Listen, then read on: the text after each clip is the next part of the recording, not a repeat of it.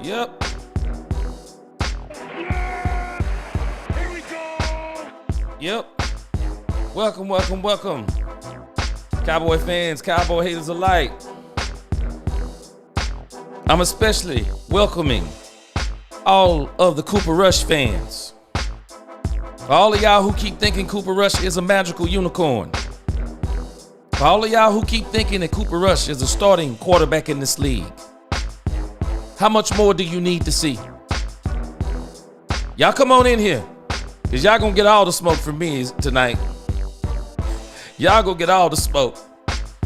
And you gonna get all the truth, because I've been telling you. Cooper Rush. It's a travesty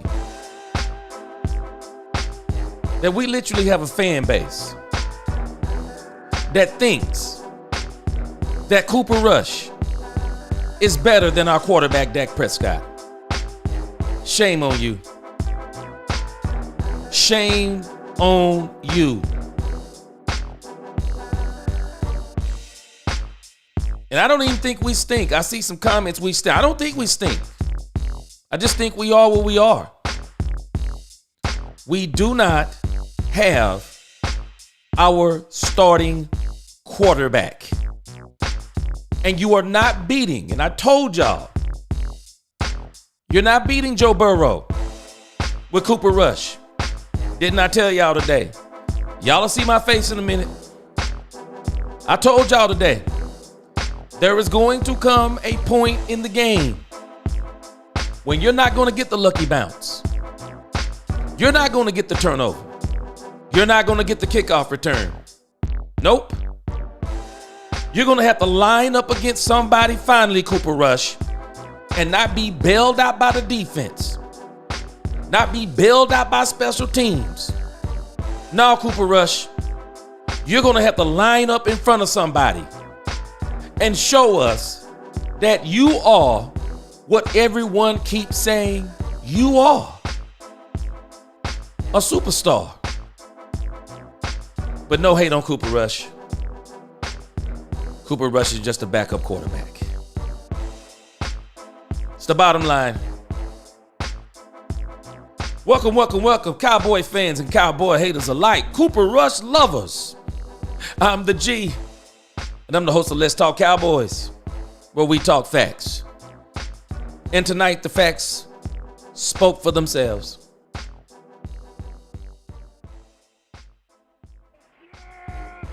Here we go. I'm ready for this dumb Cooper Rush talk to be over. I'm tired of it, and I've been tired of it. They keep prancing this man. I've never seen anyone get done like this. I've never seen anybody do a quarterback like they do Cooper Rush with these lackluster. Wait a minute, hold on. Let me go back to what I told you today. I just got to tell you, because people don't like when you talk facts. You start talking facts and people don't like it. Did I not tell you that Cooper Rush averages 2 touchdowns a game? How many did he get? How many touchdowns did Cooper Rush average today? Did I not tell you? Cooper Rush is good for 2 touchdowns a game. And his only hope is that his defense can hold a team to 20 points or below. Did I not tell you that? I told you. Cooper Rush is not a starter in this league. Folks can tell me anything they want to, but Cooper Rush is not a starter in this league. Oh, wait a minute. I told y'all, you're going to call me a prophet before it's all over. Explain to me what Micah Parsons did today. Explain it to me. Because I'm going to show you something tomorrow. I've already seen it, but I'm going to go back and look at it on the tape tonight to make sure what I'm thinking and what my eyes saw is true. All this talk about Micah Parsons getting double teamed. The reason why he can't get to the quarterback is he gets double teamed all night. They were not double teaming him all night. They literally had a rookie on him tonight. And Micah Parsons, he won a few of them. but he couldn't get the sack. Did I not tell y'all about Joe Burrow? What did I tell you about Joe Burrow? We hadn't played a quarterback like Joe Burrow. Joe Burrow eats pressure. He eats it. He's not like Jaden Daniels. He's not like C.J. Stroud. He's not like Drew Lock. He's none of these quarterbacks. And the issue is, see, when you pressure guys like Cooper Rush, you saw what happened tonight? Did anybody see what happened when Cooper Rush got a little bit of pressure on him? Cooper Rush had the perfect bootleg. Even Troy Aikman said it. Troy Aikman said there was nobody in front of him. Why did he rush the throw? In Rush We Trust. Where are you folk at? Where are all you in Rush We Trust folk? What's going on, Richard? Daniel M., what's going on? Jay Army, I told you. Cooper Rush is what he is. No, Jay Army, I'm not giving it to you. I love you to death, but I'm not giving it to you. He gets all the blame. Do you realize how many open throws he missed? Numerous, Jay Army. You must have went to the bathroom. Cooper Rush missed wide open receivers. Wide open receivers, Jay Army. I'm not giving it to you. Troy Aikman was pointing it out too. Cooper Rush was missing wide open receivers, and Cooper Rush played bad. He played bad. He didn't play okay. He played bad. And as a matter of fact, the first interception, but there were other interceptions that they flat out missed. They missed those interceptions. They missed them. And Mike McCarthy, I'm sorry. Mike McCarthy called the perfect game. He did. Mike McCarthy called a great game. The problem is he had the wrong darn quarterback, and that's point blank true in the story. Dak Prescott eats on that game plan tonight. Rico Dowdle. Let's look at this box score. I'm not letting anybody get away with letting Cooper Rush off. This is the problem with this team. We make every excuse when Dak Prescott loses. There's no excuse when Dak Prescott loses. I don't care how the ball bounces. There's no excuses. But it's Cooper Rush. We're going to make an excuse. This man was missing wide open throws. Wide open. There was no excuse for it. And it's absolutely insane that anyone would even fix their mouth to say that Cooper Rush is as good as Dak Prescott. This man ain't even in the same conversation with Dak Prescott. He's not even in the same conversation with any starting quarterback in this league. And every team in this league, including the Dallas Cowboys, are saying and seeing exactly what I've been saying for months on this channel now. Y'all actually thought Jerry Jones thought they were going to the playoffs. Let me tell you what Jerry Jones said last week in case you missed it. Jerry Jones said, it is outlandish to think that we're going to the playoffs. Jerry Jones was not dumb. And it's crazy. This fan base is insane. For anyone to make any excuse for Cooper Rush, I'm sorry, you might need to check yourself. I'm just being 100% honest. I don't know what any game anybody was watching if you don't tell me that Cooper Rush was absolutely atrocious. I showed you his numbers today. He lived up to his numbers. Troy Aikman said something insane tonight. Same thing I said, but in a different way. I showed you the next generation stats from NFL.com. This man cannot throw the ball over 20 yards. He can't throw it over 20 yards. He cannot throw the ball. Anything past 10 yards, this man is a liability. Troy Aikman said it. He gets the ball out of his hand real quick. But as Troy said, but the problem is with those quick throws. The problem is with those short throws. There comes a time that you're going to have to go down the field. And if you can't go down the field, you're not beating Joe Burrow. Shame on this Dallas Cowboy fan base. I'm speaking facts. I don't care who feelings it hurt. Shame on this Dallas Cowboy fan base. Everyone else could see it, but not this fan base. This fan base got monikers talking about in Rush, we trust. No trust in Rush. No trust in him. None. He missed. The last two drives in particular, Cooper Rush missed. Not blaming Mike McCarthy. Nope. Mike McCarthy called, short of a great game, I'm sorry. Dak Prescott wins that game. Dak Prescott wins that game. I'm telling you, look at this box score. Look at this box score. Tell me anything you want to, I'm not giving it to you. Look at this.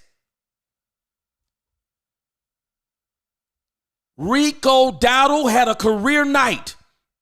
Rico Dowdle ran the ball 18 times, 131 yards. 131 yards.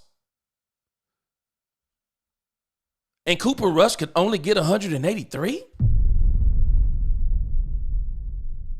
He was missing throws.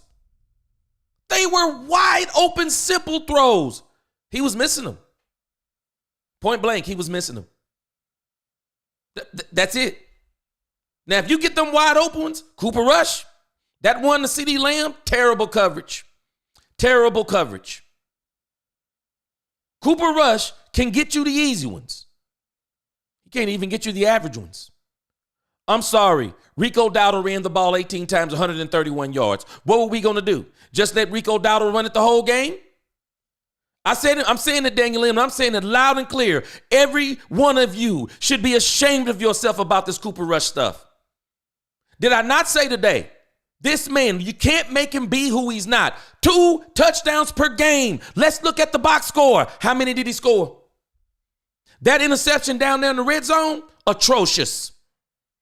Atrocious. That interception was insane. Atrocious. That's Cooper Rush.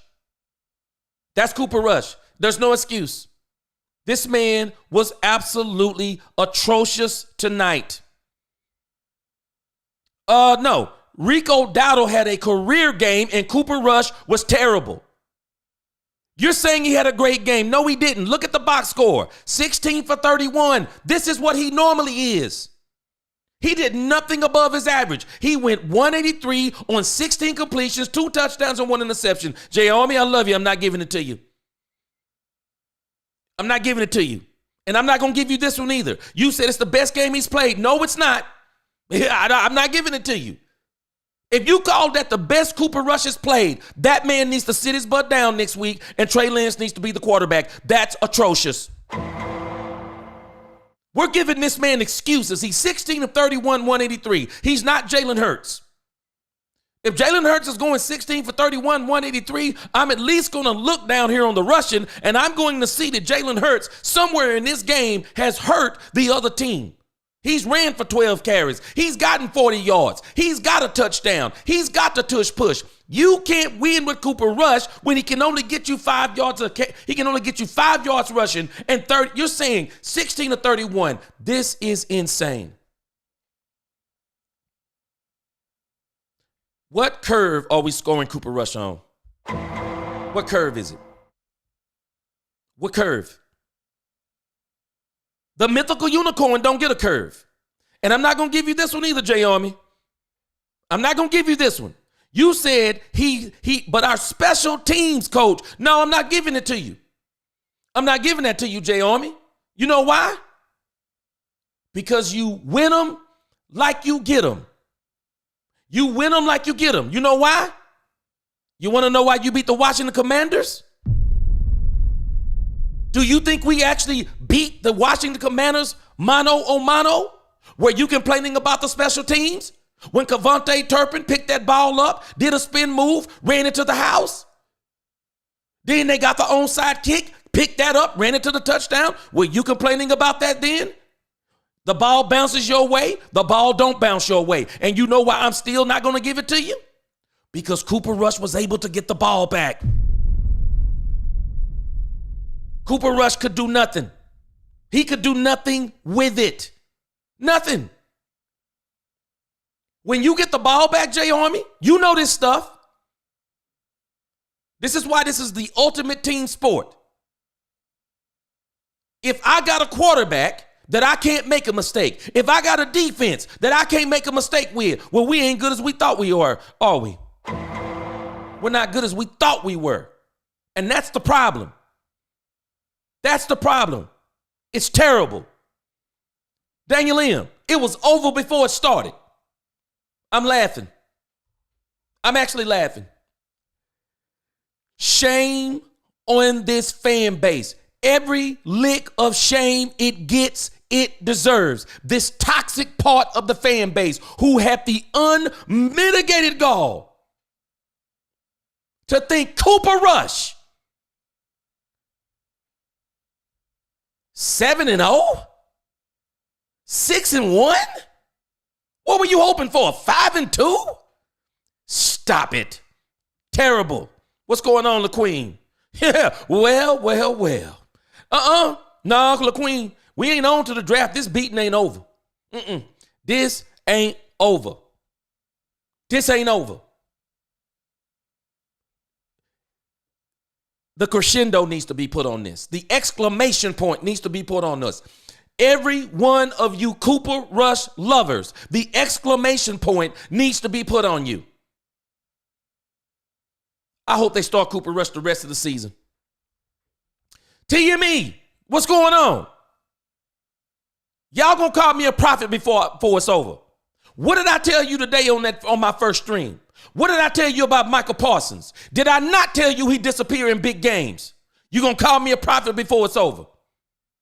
Michael Parsons was not. You can give me all the analytics you want to. I watched this game with my own eyes, and this man was not getting double teamed all night. He wasn't. Joe Shiesty was just putting moves on him, moving out of his way. There was nothing this man could do. They were not doubling him all night. Michael Parsons. Let's look at him on the box score. Had the unmitigated gall to run out of the stadium as soon as it's over. Why Michael Parsons? I know why you ran your butt out. This is what you did on there. I dare somebody to go and get me the analytics from Pro Football Focus and talk about, man, he was double 95% of the time. You are a liar. He's undersized. He's undersized. He's out of position. I don't care what anyone says. You know what? I'm laughing. This man said he about to go get Jerry Warren. Get him a what? Get him a cold beer? Get him a glass of water? What are you going to get him, a glass of wine? Talking about he got to get him a Super Bowl. Boy, let me tell you, the worst thing that happened tonight could have ever happened to this team. Man, I hope and pray DeMarion Overshown is okay. I hope and pray that man is okay. We got a man that says he wants to be the leader of this doggone defense, and this is his box score. But not only is it his box score, they put the camera on this man on the sideline, and he's over there having a fit like a baby. He having a fit like a baby on the sideline. You would have think the Cowboys were in the Green Bay game last year. I think his reaction in the Green Bay game was less than that. This man was acting a fool. Didn't even stay to shake hands. Ran his butt out of there without the helmet on. Get your butt out of here. You want to be the leader of the team. What kind of leader are you? What? Get his butt out of here. You take the words out of my mouth, greatness. Get your butt out of here. Got the audacity to run out of here. You the first one talking about, yeah, we going to the playoffs. It's a possibility. When? Watch this. You want to know why this? Oh, man, this got me hot. Michael Parsons, y'all. I'm going to go out on a limb. I could be wrong. Forgive me if I'm wrong, God. But let me tell you about Michael Parsons. He wanted to win without Dak Prescott. He wants to win, y'all, without Dak Prescott. He would love to run the gauntlet. He'd love to run it with Cooper Rush. This man does everything he can do to disrespect the quarterback. You said, I bet you Jerry Jones told Armani to touch that ball. You know what? I don't know really what's going on with Jerry. He looked pretty perplexed up there when they put the camera on him. But I'm going to be honest with you. I don't think Jerry thought they could beat him. I don't think he thought they could beat him. LaQueen, we lost the best player on the defense in the story. Armani, he says I'm sorry, Buck the X says Armani need to be fired.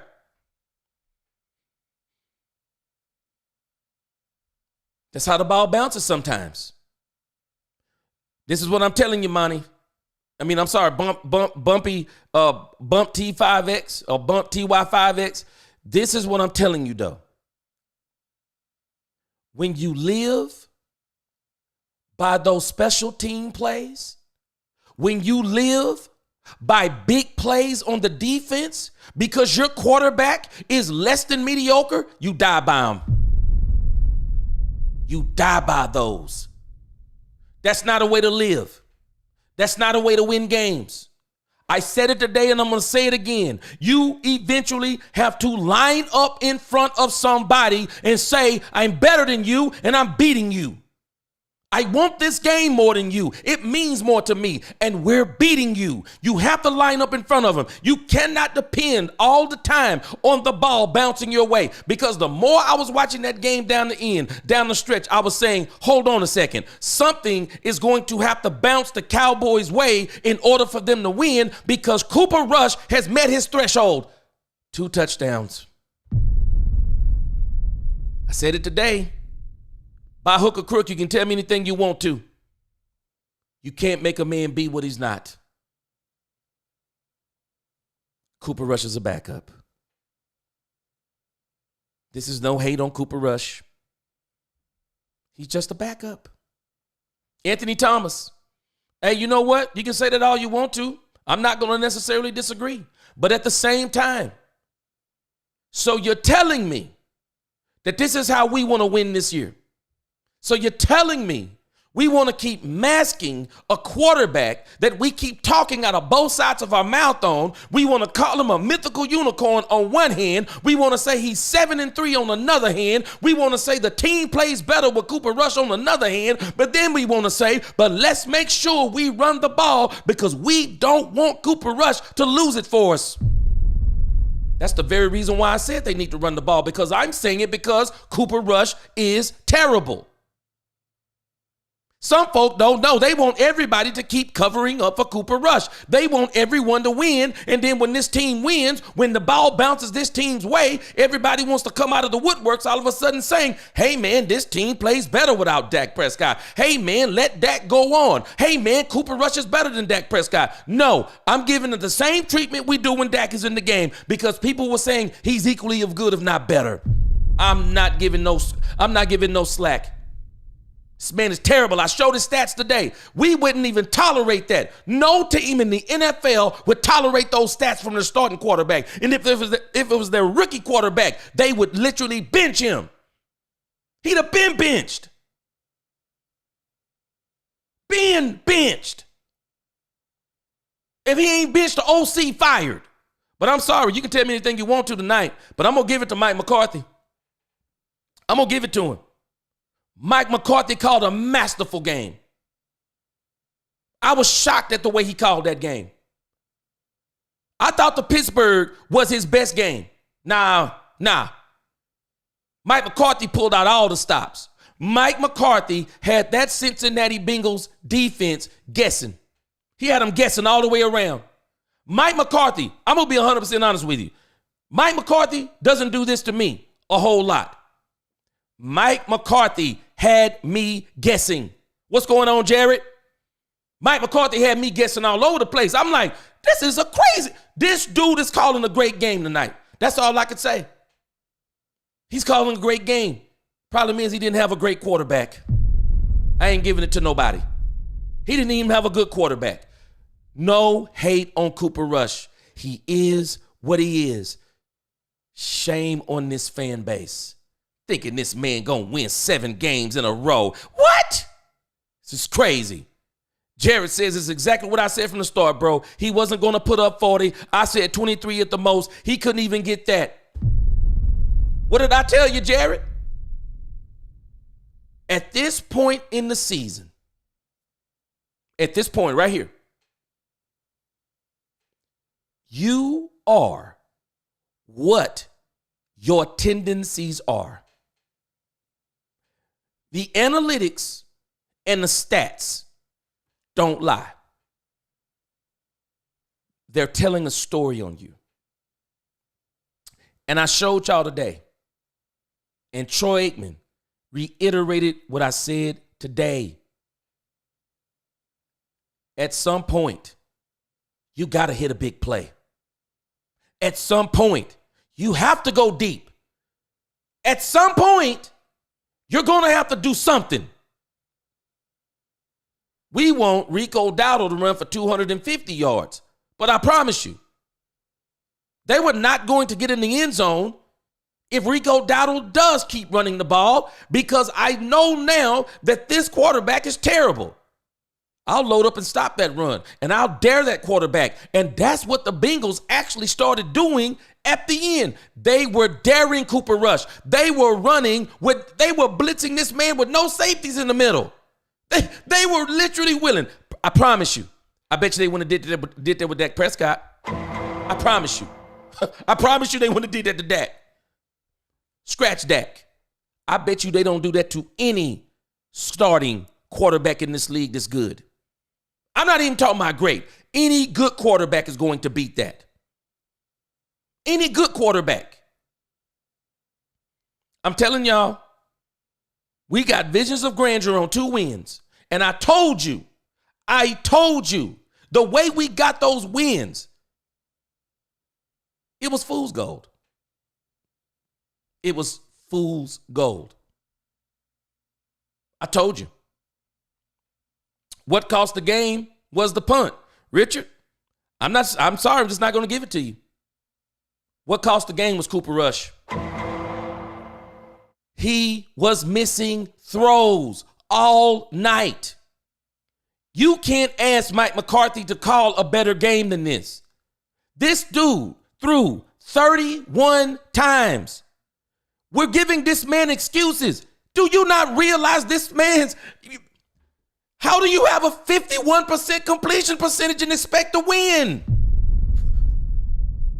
When are we going to look at the glaring issue? You're telling me that we're going to blame a mistake, because I'm sorry, everyone's going to make a mistake in the game, because I'm sorry, Joe Burrow, I didn't understand that first interception. I almost had to do a double take and think somebody must have told him to throw that interception, because if they catch that one, the game is already going to be blown wide open. Oh, wait a minute. You want to talk about the punt that cost us the game? Guess what? You don't even get that punt.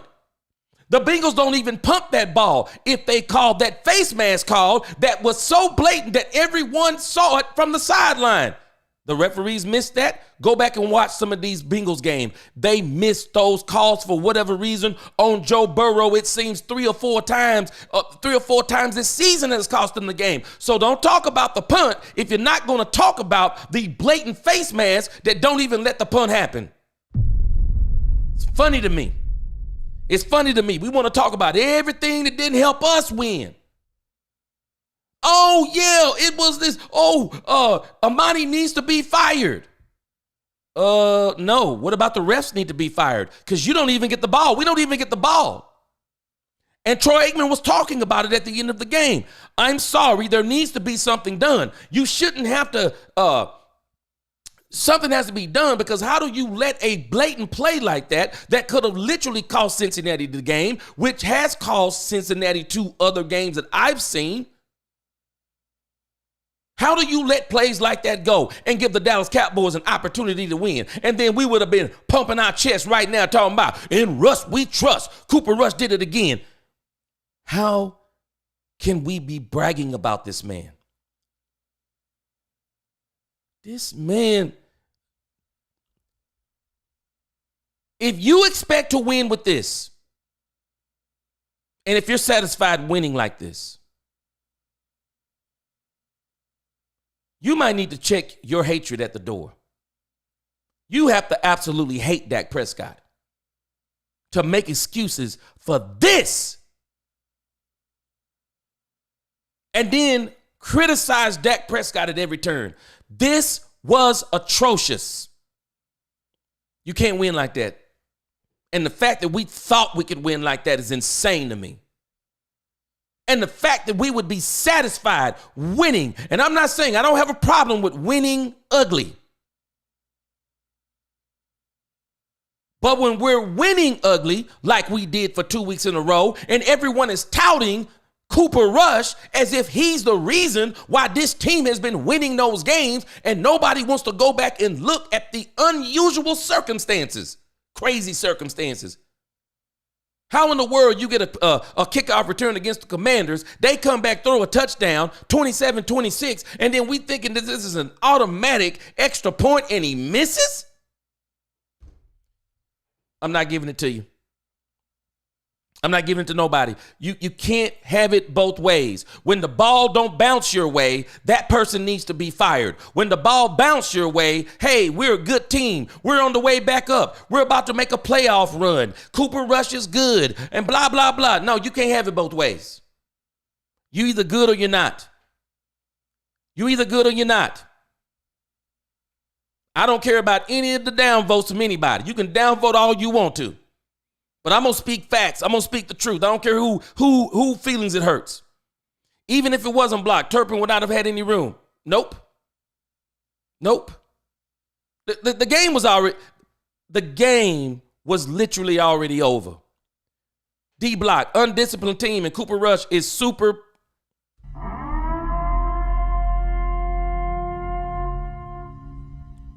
What did I tell you the formula was for winning with Cooper Rush?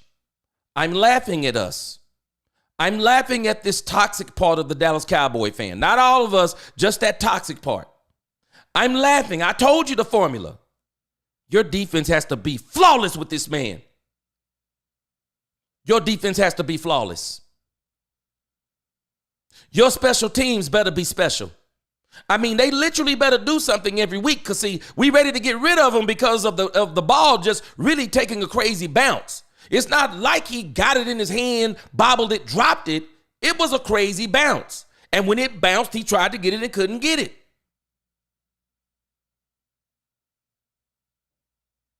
It's the bottom line. He made a mistake. It happens. But then on the flip side, when the special teams are doing special things that are helping you to win, you patting them on the back. Nope, you don't get it like that. You don't get it like that. I can't believe we were actually thinking this is how we were going to win for 6 games or 7 games straight. Rush had a wide receiver open on the last play of the game and on his left, but completely overlooked him. Yep. And he was missing wide open plays. He was missing wide open receivers. The reason why he's 51%? He was just missing some throws. He was. Terrible. He a backup, that's all. That's all he is. He's a backup, that's all. Rico should have had 28 for 180, had 18 for 31. I guess we hate running, make it make sense. You know why though, Mills? But this is exactly what we needed. Because you know what would have happened if Rico won that game? All of the Cooper Rush lovers would have been flashing his record again like they keep doing on X, like they keep doing on all social media. Wow, he's the first quarterback in history to go 7-3 in his first 10 starts. All this old nonsense. Adding no context to the defense that's helping him out. The turnovers the defense is getting. They're scoring on scoop and scores, interceptions, things that the special teams are doing. Nope, we're giving Cooper Rush all the credit. He's 7-3. Nope. This is exactly what needed to happen. Cooper Rush. So people can truly understand what he is. And Mike McCarthy was just, I understand what Mike McCarthy was doing. Mike McCarthy knew I cannot win the game with Rico Dowdle running only because it's only a matter of time before Joe Burrow strikes. And Joe Burrow started striking. And I told y'all, Joe Burrow built different. Pressure don't bother this man. It don't. LaQueen said Parsons gotta go. He run up the Burrow and out of gas. And come on now, Michael, all that talk you give and can't stay with the big dogs. You know what? He didn't take himself out of the game one time. What was it, 3 times? Wow. I was blown away by that.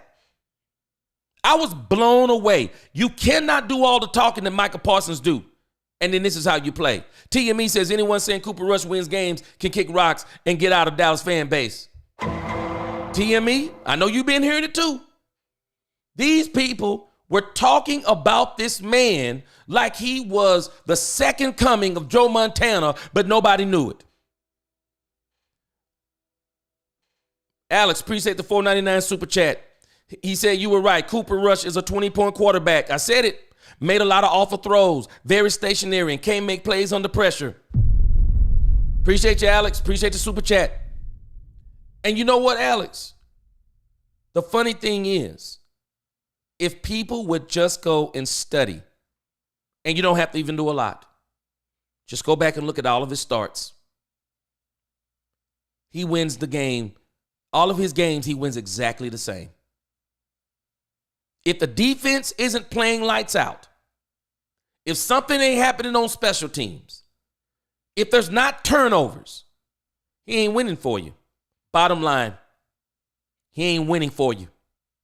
He ain't winning for you. And there's not a team in the NFL. What's going on, Nisi? There's not a team in the NFL that would want this man on their team as a starting quarterback. And that's why he's still a career backup. You said I dropped the bombshell with that thing about Micah. Ran his butt off the field, didn't he? He wanted to win without Dak. He wanted to win, Nisi. And I know you know what I'm talking about. Micah Parsons, y'all. There's a reason why this man, no one else was affected like Micah Parsons. Anybody else notice that? Anybody else notice no one else took the loss like him? Why didn't anybody else take the loss like him? Why not? Why were they not carrying on like him? You know why? Micah Parsons. There's a difference between a leader and a cheerleader. You're a cheerleader when you're 5-7 and you're talking about the playoffs, saying things like, it's a great possibility. Who can take you serious after that? Not only are you 5-7, not only do you lose multiple tiebreakers, even if you end 10-7 and other teams end 10-7, not only do you have multiple tiebreakers, you have your backup quarterback who is not that good. And you got injuries here and there and all kinds of things going on. And you got the audacity to say, but I'm Superman. I'm going to put this whole team on my back. No, Micah Parsons, you're a cheerleader. Because leaders don't talk like that. Leaders don't act like you did on the sideline. Leaders don't walk off that field without shaking hands. Leaders do not walk off like that. No one likes losing, Micah Parsons, but the reason why you ran off that field, because this hit Micah Parsons different. Because he wanted the run to be on account of the defense. He wanted the run to be on account of him. He wanted the run to be without Dak Prescott so he could be declared as the leader of this team, and everybody would be talking about Micah Parsons, face of the Dallas Cowboys. Micah Parsons, Micah Parsons, Micah Parsons. Yeah, we're going to really be talking about you now. It's amazing how men can stay on the field and they can gloat in wins like the Commanders. They can gloat in wins like the New York Giants and receive the Madden Turkey Trophy. They can gloat in those wins, but when the ball don't bounce your way and when your quarterback is finally exposed that he can't get it done, he can't win when the chips are down, Micah Parsons, now you got to run off the field because you've been saying stupid stuff like, well, this team got full confidence in Cooper Rush. I don't believe it for a second. I don't believe this team had full confidence in Cooper Rush. This team knew exactly what Cooper Rush was. They know what he is. Running to the locker room. I hope he hurried up and got dressed and got out of there too. Shame on him.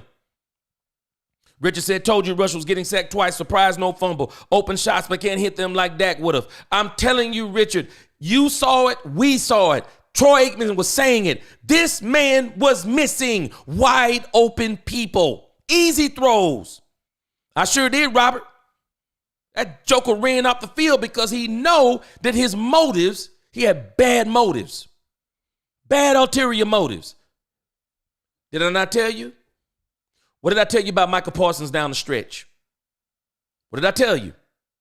This is the stretch. This is the stretch.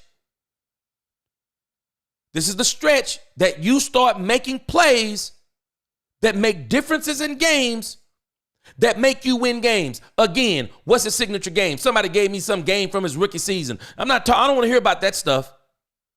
Give me the signature game, the game that made everyone said he took the game over. Go look at LT tapes. Folks better stop telling this man they remind him of LT. Nah. I watched LT take games over.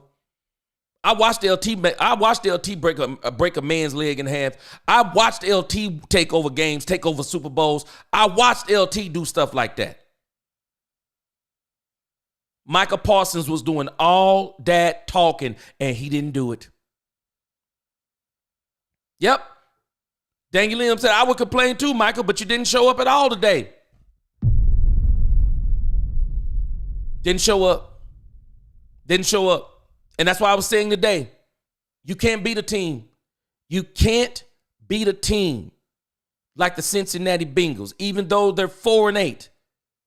You can't beat a team like Cincinnati with a quarterback named Joe Shiesty who bought a Batmobile, who dresses the way that he does and is as arrogant and as cocky as you want to be. He was saying it. I'm not letting Cooper Rush beat me again. If I get the opportunity, I'm going to beat him.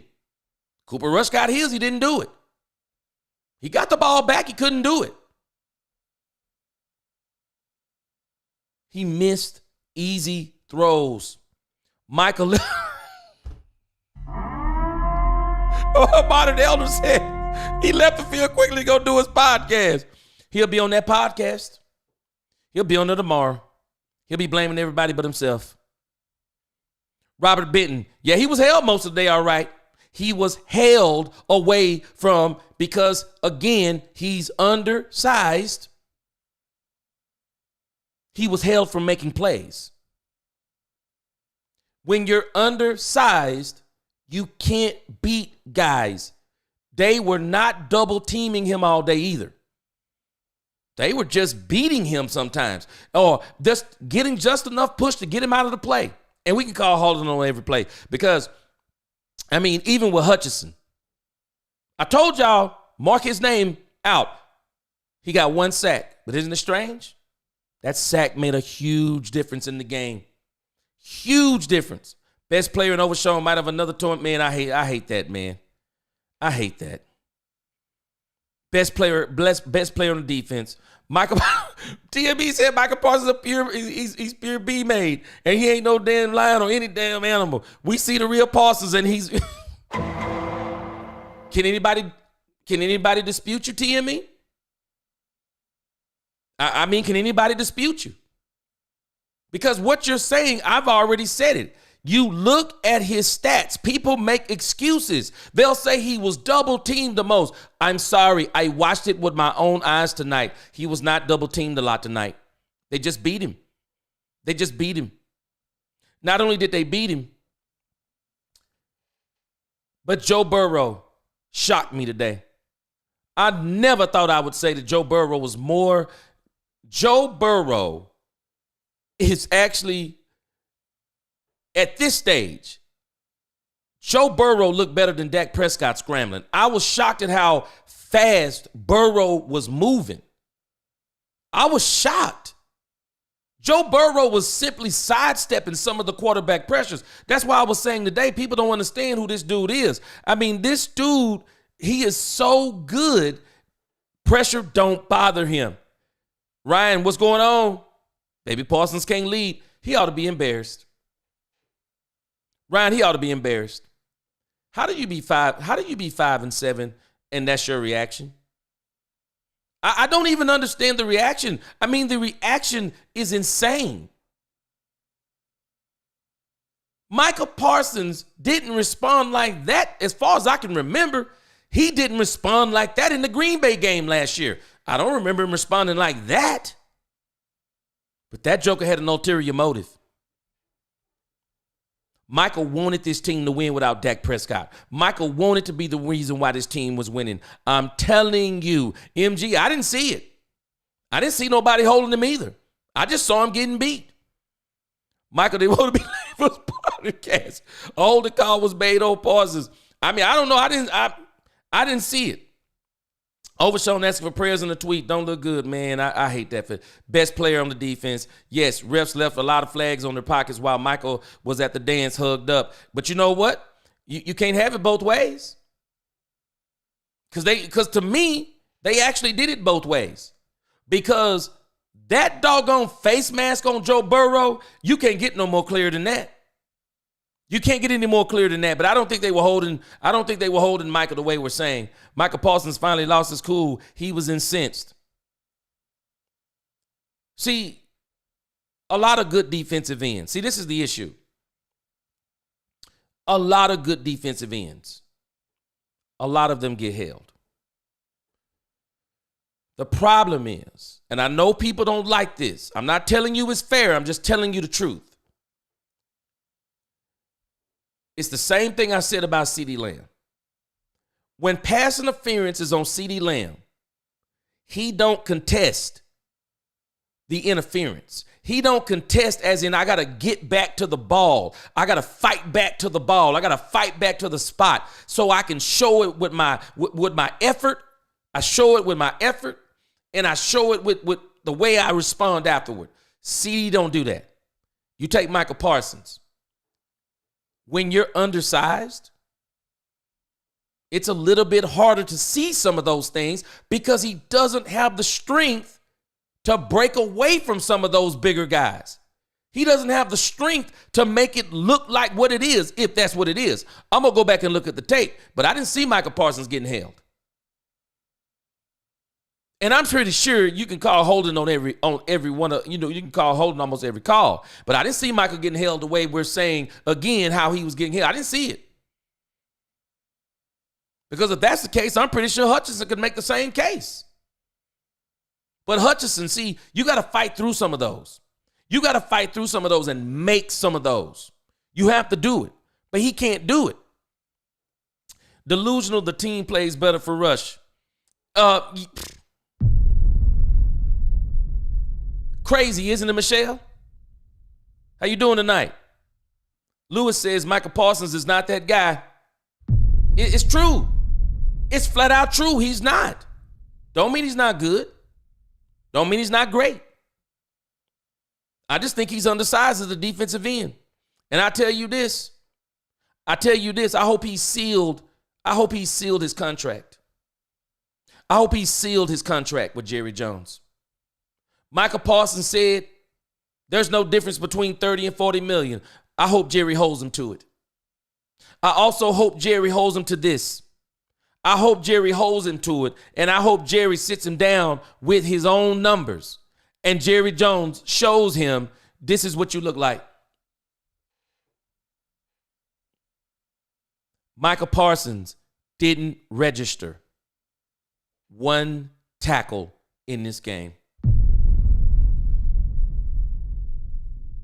Not a one. And I told y'all, we want to talk about all them quarterback pressures. I'll be honest with you. It's a cute stat. It's a cute stat. But is it really a stat? I told y'all, pressure don't work against guys like Joe Burrow, against guys who are good against blitzes. When you run those all-out blitzes and they burn you like the Dak Prescotts, those pressures, they eat that stuff. They eat it up. They eat it. They love it. They want you to do it. The Patrick Mahomes, they want you to do it. Because eventually you're going to get there, but they're going to get you too. They're eventually going to get you. And if they step out the way, you done and you toast. And Joe Shiesty, I told y'all, he was expecting what they sent him. Mills 36, what's going on? Diggs, awful as usual. Didn't want to tackle either also. You gotta ask yourself, how does this man wind up with no tackles? How do you wind up with no tackles? Michael Parsons needs to stop doing the podcast crap and start playing football. He's going to defend it again. What's up, no cap? I'm telling you. He was not a leader at Penn State. And he's definitely, what he did tonight, I'm sorry. Shame on him. Shame on him. MG said Jerry wasn't even mad. Man, let me tell you something. Jerry knows exactly what's going on. Jerry about to get that doggone. Jerry about to get that draft pick. There's a reason why Jerry said when they asked him if this team would win out what you call it a success, he said no. Because Jerry ain't dumb either. Jerry know this team ain't winning out. Parsons is that shady friend who want to low-key do you dirty. Yep. But now the joke's on him. If I was Dak, I'd get Parsons out of here.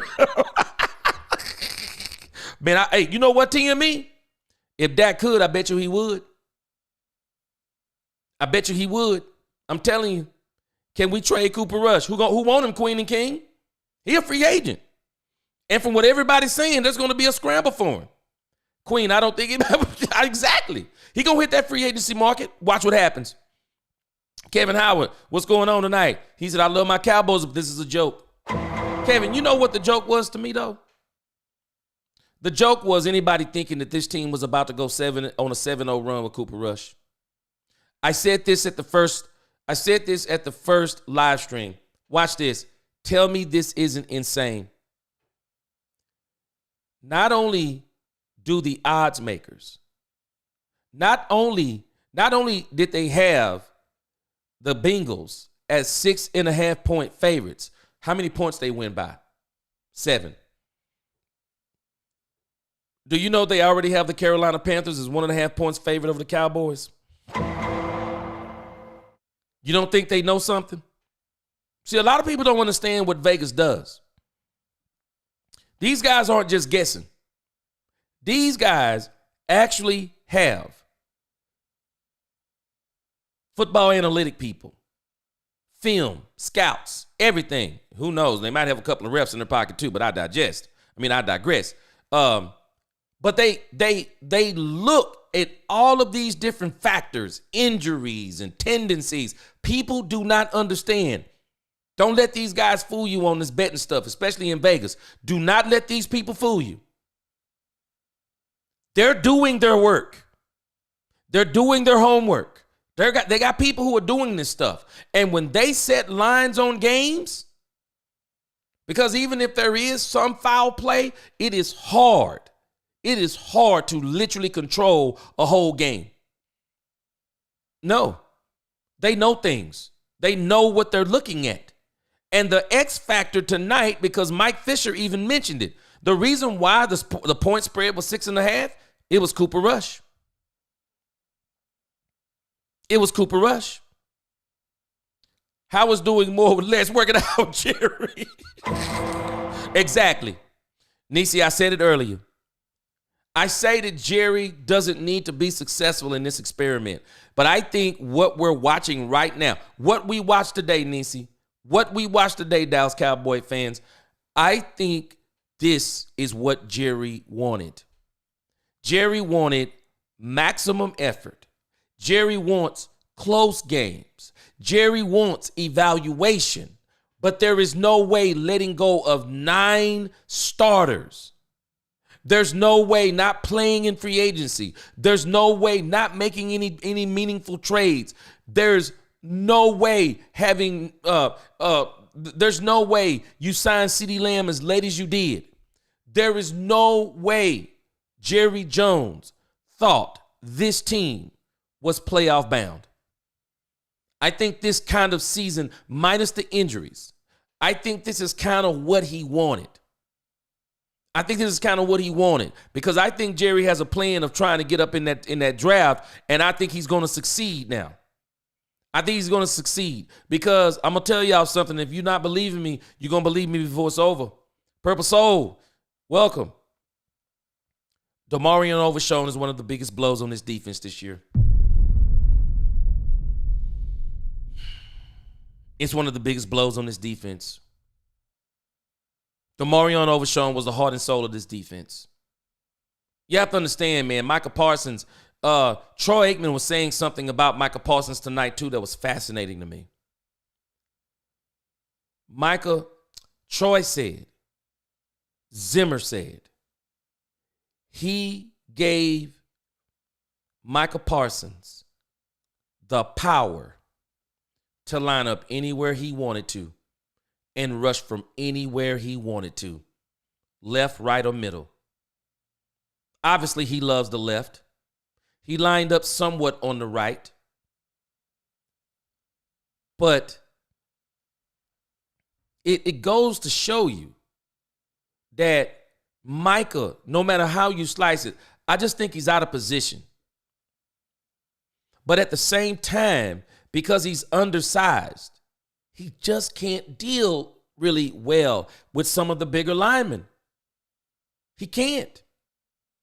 He can't do it.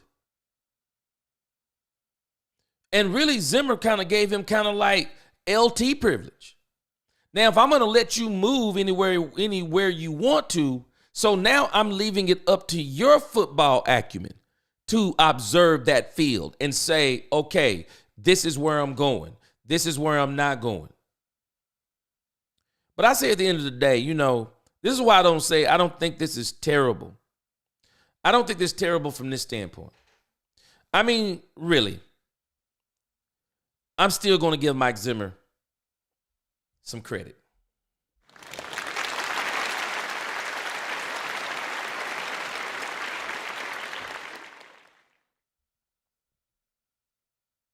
Mike Zimmer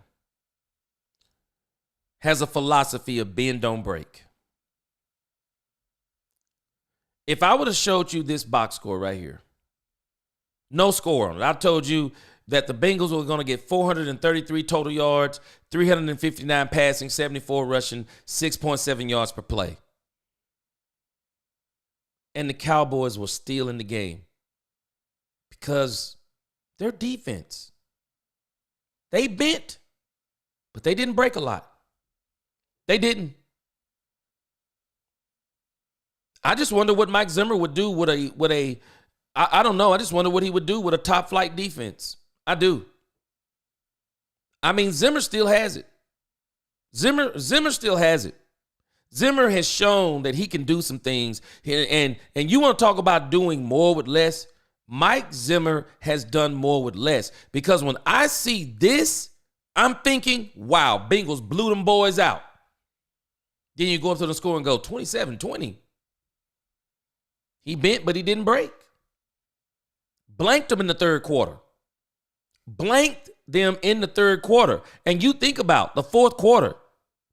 Zim basically held them to 3 points until the end. And what did I tell you that has been betraying Mike Zimmer? I told y'all this. I've been telling you this for weeks. What has been betraying Mike Zimmer's defense is secondary play. And their secondary play tonight was good.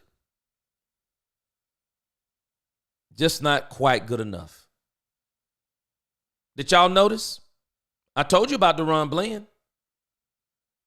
I'm not trading down DaRon Bland for nothing in the world. DaRon Bland is a top flight cornerback. He is. He's a top flight cornerback. But he also gets burned. He does. Because anytime you play aggressive like him, you're going to get burned. You do. You do. And so it is what it is. My son played cornerback. It's a position where you have to have a very short memory. You have to forget the last play. You get burned, you have to forget it. You have to forget it. You do. Purple Soul, I was saying about Micah Parsons, one of the reasons why Micah Parsons was so deflated like he was, because Micah Parsons, he been doing all that talking. And Micah Parsons, I believe he wanted to win without Dak. He wants to win without Dak. He wanted to win without Dak. He does. Michael wants to be the face of this franchise, but he ain't it. Robert M. at this point, Rush ain't even a practice dummy. You know what? I said it today. I said once they get about 2 losses, you'll see Trey Lance. So we got one more loss coming. Queen the King said F. Mike McCarthy, Jerry Jones. There'll be another loss coming. What kills me, you think going is what kills me, you think you go in the playoffs with Rush. That's what I was saying, Michelle. Micah Parsons' response, it's like that's the response maybe I would have expected at the Green Bay game last year. I don't think that was his response. You're responding like this, and it's 4-7. I mean, you're 5-8, they're 4-7, and it's still. You're what? They were 4. We were 5-7. They were 4-8.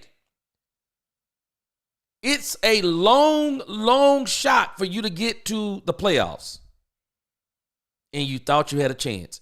I just can't fathom that being a response to something like that. I can't. It tells you something about the way this man thought. There's something wrong with the way this man was thinking, and I believe he had some ulterior motives. Blue Star, what's going on? You didn't drink too much, did you? Cooper Rush is trash. I'm telling you, folks was really praising him over Dak. He says, how? And you need to get traded tonight, Blue. I'm telling you, man, it's shame on the fan base that thought this. Stay on their helmet, G. These Dak haters need it. Yes. Shame on this fan base for even fathoming that Cooper Rush could even drive a bus to a 7-game win streak. Man, that's crazy. Niecy said Dallas always pick a terrible backup. You know what though, Niecy? I think they think they got something in Trey Lance. And I think there's a part of them that may want to keep Trey Lance, but I've said it before about Trey Lance, and maybe I'm just too sentimental. I don't want Trey Lance to be a Cooper Rush. I don't. Cooper Rush is a good guy. But even being a good guy, man, this is sports. It's about winning. And you can't make Cooper Rush be who he's not. He's not a starting quarterback in this league. He's a backup quarterback that you hope that at the most, all you need him for is a maximum of maybe 4 to 5 games. Because if you need Cooper Rush for more than 4 or 5 games, he's going to get exposed. He's going to get exposed. And these Cooper Rush apologists, they're going to still be putting up his memes. Now they're going to be saying, oh, he's 7-4. So what does he got to get to before we stop putting up memes on Cooper Rush? What do we got to get to? Does he have to get to 7-7? I mean, what does he have to get to? Does he have to lose out? I wouldn't even be shocked. I wouldn't even be shocked if Mike McCarthy announces in the next game Cooper Rush is going to start in Carolina. I won't even be shocked.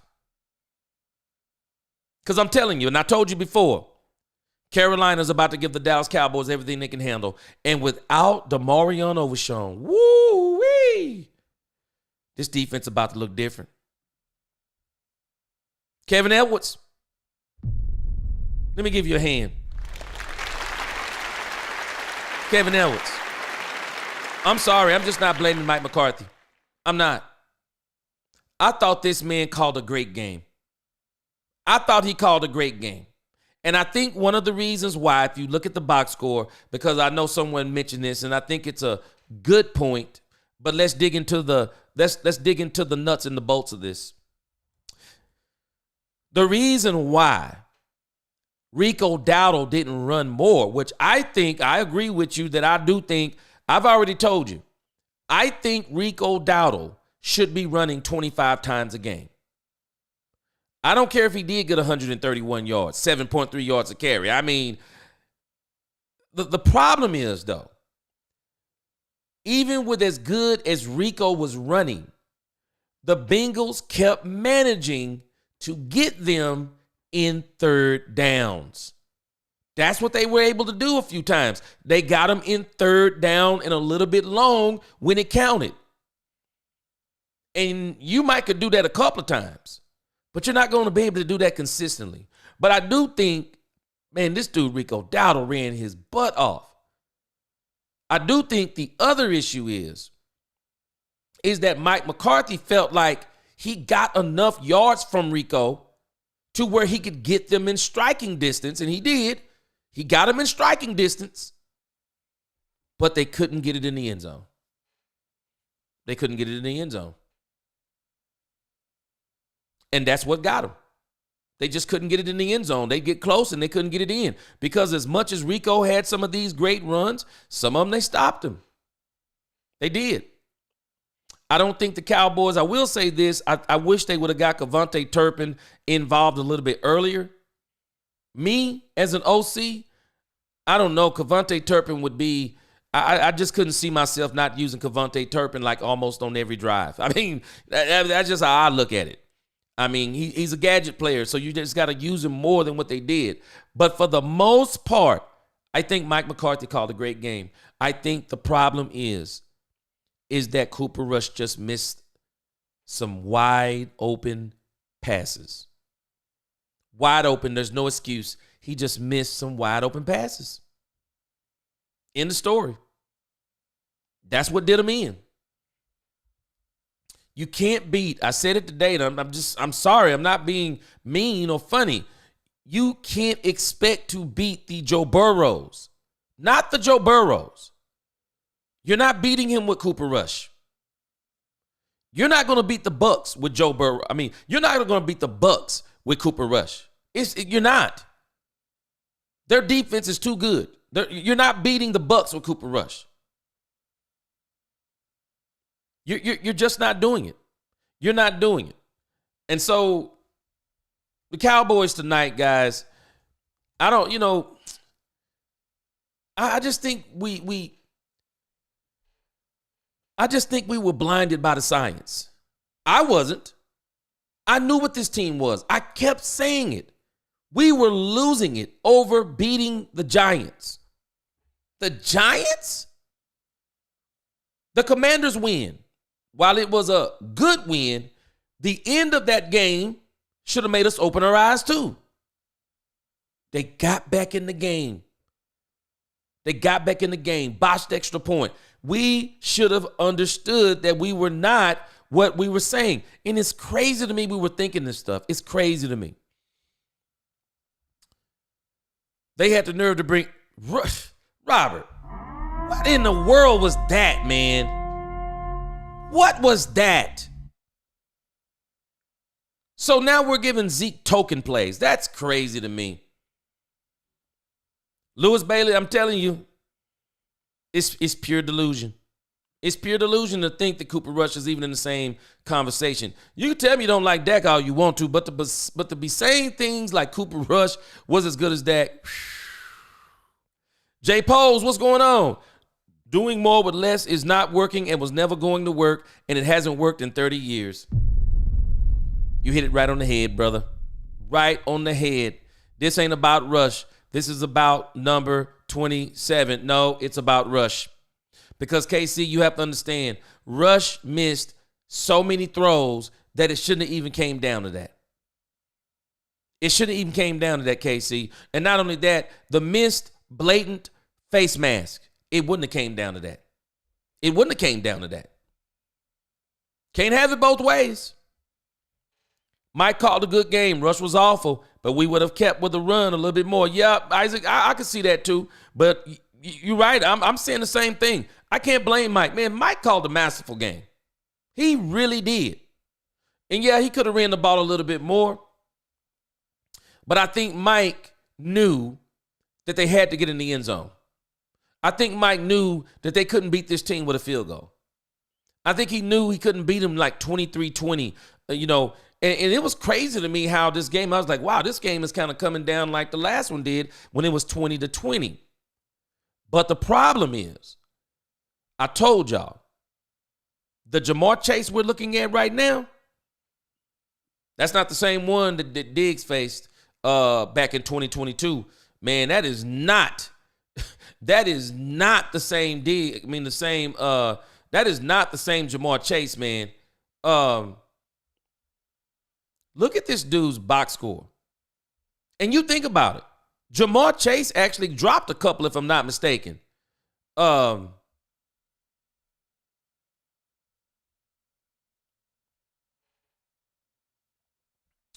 Chase. Let me pull him up here. Look at this. Jamar Chase had a monster game. Jamar Chase was 14 for 177. That's crazy work. And I'll be honest with y'all, he made it look easy. That had to be the easiest 177 yards I think I've seen a wide receiver get. That was easy work. And you know what shocked me? T. Higgins was only 2 for 23. He was only 2 for 23. But Jamar Chase, it didn't matter who they put him on. It didn't matter who they put him on. Joe Burrow was throwing dimes. It didn't matter who they put him on. And Troy was right. The anticipation of Joe Burrow is crazy. Jamar Chase was 14 for 177. Wow. That's crazy work. And this kid, Chase Brown, played a great game. Chase Brown was 14 for 58 running, but I think where he really made an impact, he made some very big second and third down runs. He was 6 for 65. Man, he had a great game too. But even on top of all of that, I still got to give Mike Zimmer credit. Cowboys were in it all the way to the end. And what it came down to is the ball was in Cooper Rush's hand at the end. And it didn't work. It didn't work. And the problem is, it came down to exactly what I said. That's what you didn't want it to come down to. But now you see.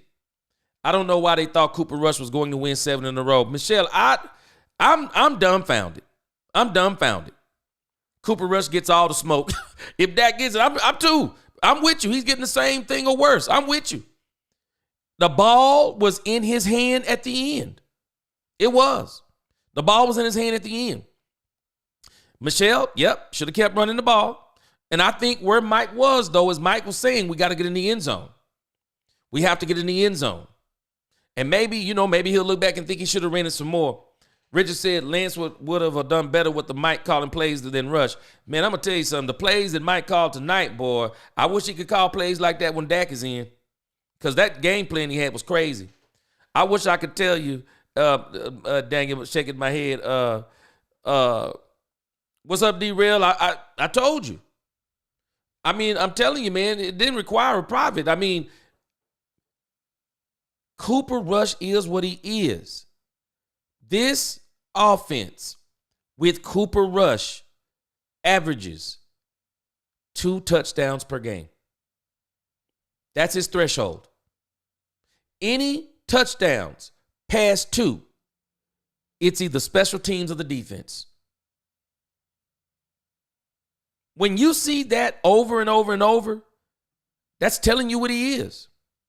Yeah, I thought he called a good game too. He just didn't have a quarterback. That's it. He just didn't have the quarterback that could do it.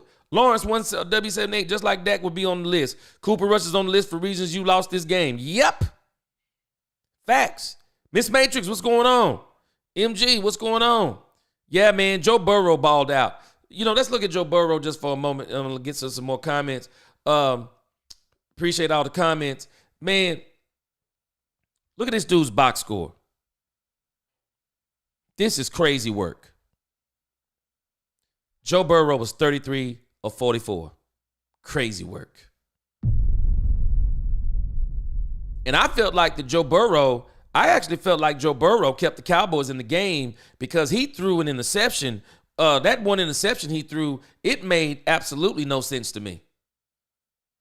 I was like, wow, that interception that he threw was crazy because they were literally about to break the game wide open. He makes that, if he don't make that interception, they blow that game. They blow the game wide open. Wide open. I can't wait to really dig into the stats here tonight and tomorrow because I'm telling you, Joe Burrow, man, when you look at the way he was pressured, I told us today, this dude eats pressure. He's used to it. He's used to it. Pressure means absolutely nothing to this man. I want to see if I can pull up, let's see.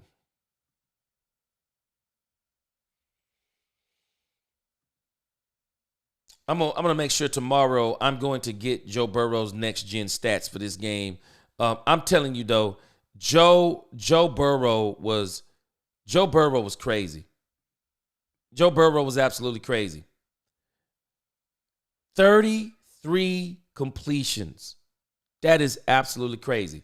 But you know what's even crazier? If I would have told you he was 33 for 44, 369 yards and 3 touchdowns, I bet you would have told me he scored 30-plus points. Mike Zimmer, bend, don't break.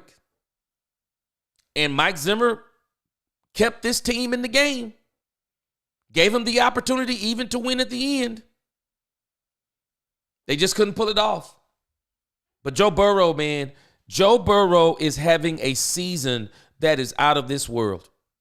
If Joe Burrow didn't have a losing record, he would be the MVP.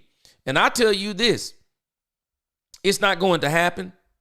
This Cincinnati Bengals defense, I don't know about y'all, but this Cincinnati Bengals defense is, man, this Cincinnati Bengals defense is bad. This Cincinnati Bengals defense is bad, man. But I'll tell you this, if the Cincinnati Bengals would win out this season, let's see, what do they have? 4 games left. I think they have 4 games. If the Bengals mess around and win out, and if they could get in the playoffs, it wouldn't shock me if Joe Burrow still could sneak in and get the MVP. Because that would be a Herculean effort. Because surely they can beat the Titans. Surely they can beat the Browns, even though it'll probably be a little bit of a hard out. But the Broncos, definitely going to be tough. The defense is nasty, and the Steelers are going to be tough too. But if Joe Burrow could win all 4 of those games, get to 9-8, and sneak into the playoffs, not going to happen either. He probably would win the MVP. Yeah, Joe Burrow was that guy tonight. He really was. He was. Isaac says, did anyone knows how bad Diggs was playing? Running away. You know what? That one run play when they ran up the sideline and got that touchdown, I looked at my wife and I said, I just can't believe the effort that Trey Diggs gave. That effort was crazy. He maybe made 3 plays, but the rest was poor coverage. Diggs ain't the same no more, man. I just think Diggs is not playing right. But Queen said, he said, help the Bengals forever. Yeah, we done with him now, though. Miss Matrix said, hey, G, this was disappointing. You got so close, but literally fumbled the game away. And like I said, Miss Matrix, people have to understand. You can't have it both ways. When it go your way, we act like we world beaters. And then when it don't go our way, but at the same time, you think about it, we got the ball back. And this is what people would try to crush Dak Prescott on. But you got the ball back. Cowboys got the ball back, and Cooper Rush couldn't do anything with it. Cooper's only long pass fell. Oh, man, Robert Benton. Was that pass not terrible? Every long pass he throws, it's underthrown. It's underthrown. Y'all better not ever say Cooper Rush is better than Dak. I'm telling you, that's why I'm saying he getting all the smoke from me. And this fan base who it was saying things like how good this man is, shame on this fan base, man. Yes, Lawrence, it was fool's gold, and I've been saying it. Tank doesn't need to come back. I don't think he was coming back. We'll see if they can convince him to come back. But he's already said he ain't coming back for the Carolina game. And if he don't come back for the Carolina game, and if you lose to the Carolina Panthers, we were already out of it. But for the sake of argument. So someone is saying, well, there's still a chance. You lose to the Panthers, you're all but eliminated. You're all but eliminated. If I'm D-Law, I wouldn't come back. I wouldn't. Cowboys would have finished 11-6 if Dak stays healthy. I believe so too. Because Dak wins this shootout tonight with the way that defense played. The way that defense played. And the game McCarthy called. Boy, I wish Rico Dowdle would have been running for 131 yards with Dak Prescott out there. I do.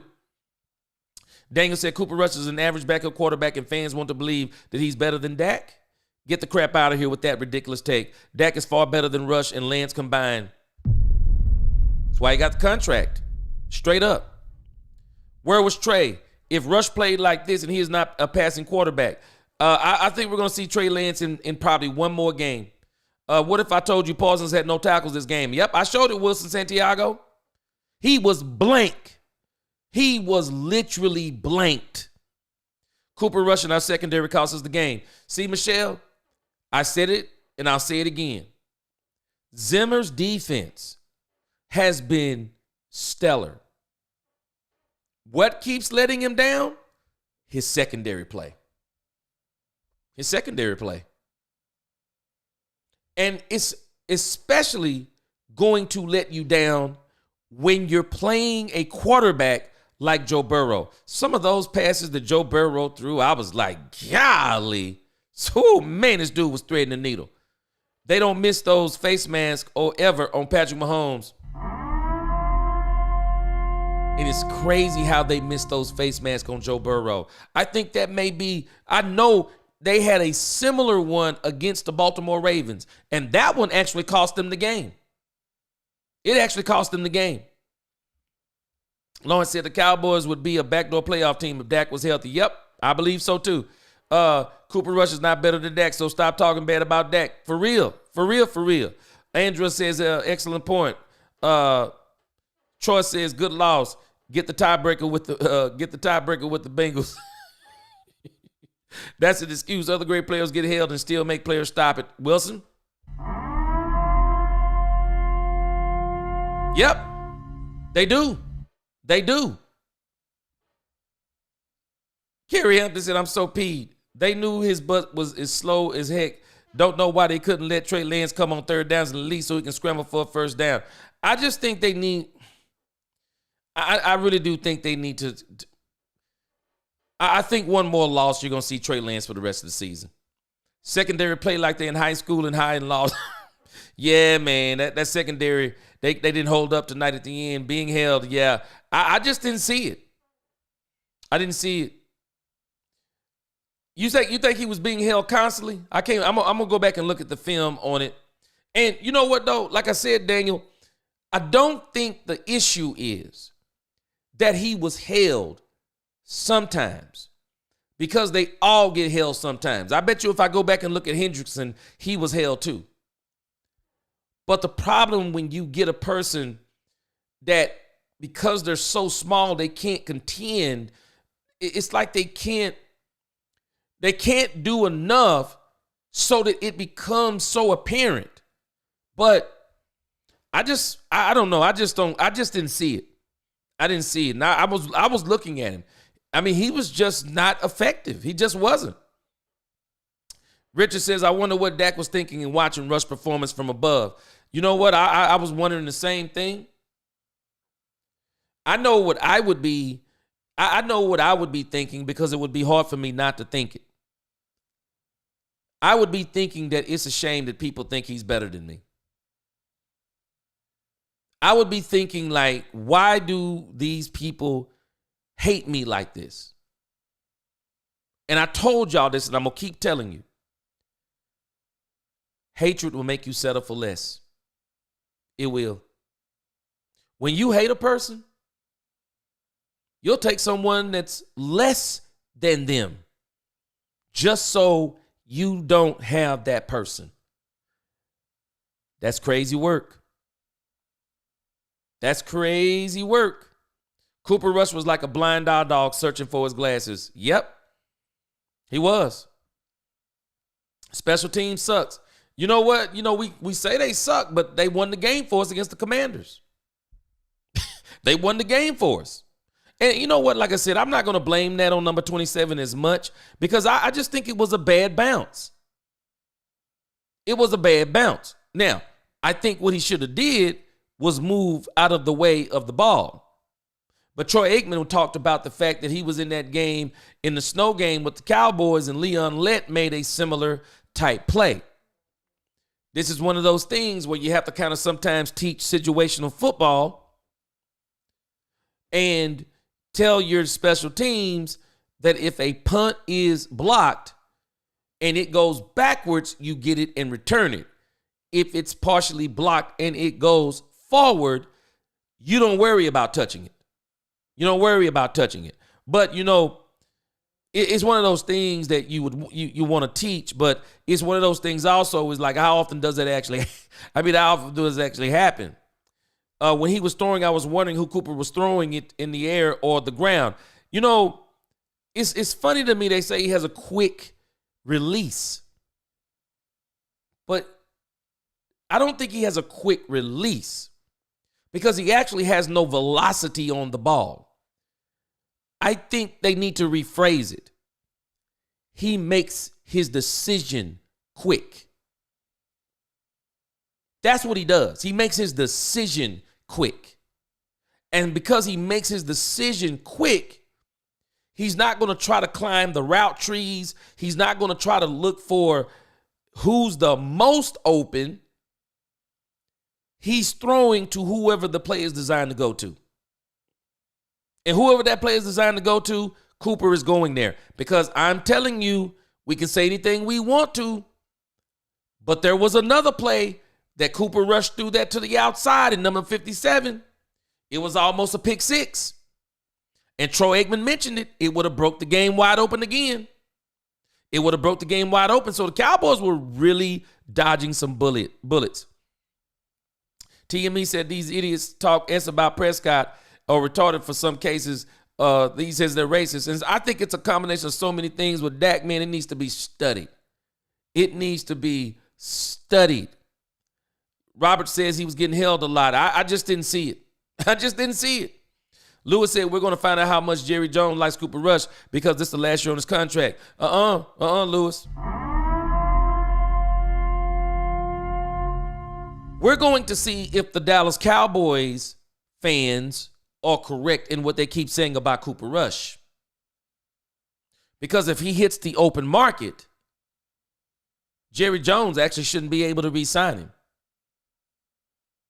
Because there should be some type of frenzy to get him and they sign him. Wilson said, explain to me how Parsons had no tackles because of being held all game. I just don't think, I like Micah Parsons, but I don't like the kind of person that he is. I don't like the kind of person that he is. I think Micah is doing some very undermined things. I think he's saying some undermined things. And he's trying to be a leader rather than be a leader. And he says a lot of ridiculous things. And he's still doing the very thing that Mike McCarthy asked him not to do. Stop saying things that other men have to answer for. Talk about yourself, man. Talk about your performance and no one else. Jay Omi says, I don't have hate for Dak Prescott. I just think we should draft the quarterback to develop because Trey Lance is going to be here next year. Oh, no doubt. Trey Lance ain't going to be here. And we need a backup that can out-be Cooper Rush and Dak can help. I don't think they're going to do it next year, though. I think they're going to do it the year after or the year after that because I don't know if you're going to be able to get a quarterback in the later rounds. And if you're truly trying to win a Super Bowl, Do not go out and get a quarterback now. See what Dak's going to be next year. Don't do it. There'll be some backups that'll be available. Get you one of those good backups. Let them sit behind Dak Prescott. See what his health looks like. See what he looks like. Make that run, which I think the Cowboys will make a run. I don't know why, but I keep thinking 2026 will be the chip year for the Cowboys. But if it's not, then you flat out go get Dak Prescott's replacement in 2027. And if he's not doing or living up to the contract, then you cut him. You let him finish the 2027 season.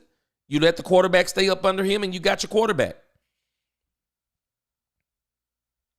Micah is a cry man. I'm telling you, that what he did at the end of that game, that's crazy to me. That is crazy to me. That's just uncalled for. Alchemy, I never seen a bounce like that. It was a live ball. He tried. Yeah, it's just a bad bounce. I mean, it's not cut worthy. It was literally a bad bounce. I mean, I don't know. I just don't know what anyone else. I mean, I don't know what.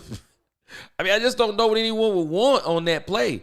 I mean, it was just a crazy bounce at the end of the day. It was. The defense carries the offense whenever Cooper Rush. Yep.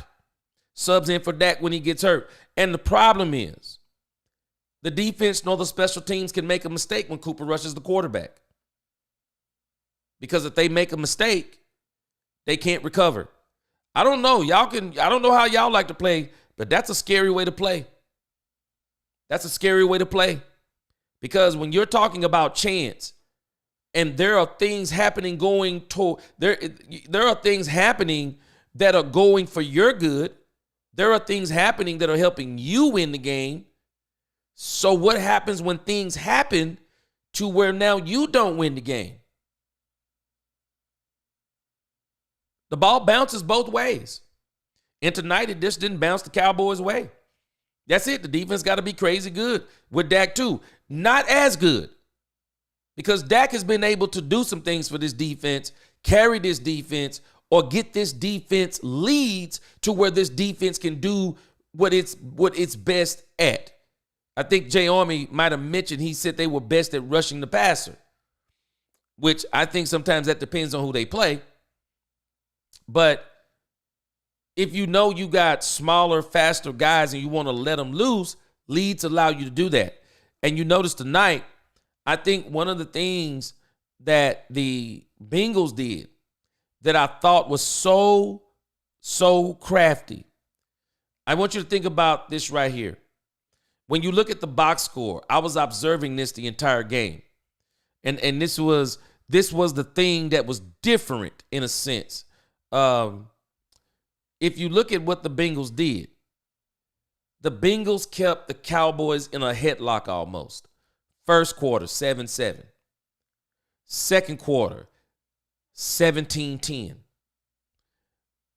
While the Cowboys were keeping the game close, the Bengals were also smart, as in not giving the Cowboys the lead in a sense. Not giving them the lead for a long period of time. You know, if they got the lead. I'm thinking maybe in the fourth quarter, it might have been, 23-20? I'm trying to think. I think it was pretty much 20-20. But the Bengals basically what they were able to do is they were able, for the most part, not to give the Cowboys the advantage they wanted of being in the lead at any point in time. And if they did for a period, I'm trying to think in the fourth quarter, but even if it wasn't for a very long time. Because that's what you wanted. You wanted to come down to either Cooper Rush with the ball in his hand last, because I think that's what you want if you're the Cincinnati Bengals. And then you want it with the ball in your hand last if you're the Cincinnati Bengals. Both of them work to your advantage. You don't want the score to be, because I talked about this earlier. You think about some of the stuff the 90s Cowboys did. The 90s Cowboys didn't get in a lot of games like this. The 90s Cowboys were so good that they didn't put Troy Aikman in a lot of these positions to where he had to, last minute heroics or things like that. No, they didn't do that. Cowboys just put teams away. They didn't have to do a lot of that stuff. And it's cool when it has to happen and you can do it, but it was inevitable that this was going to happen to Cooper Rush. It was inevitable because of the way they had been winning games. It was inevitable. Robert said he should have tried to get it. You don't think he tried to get the kick? Rush was scared to get sacked, that he was overthrowing the players and no one was near him. Yep, Aikman talked about that. CD and Cooks was wide open.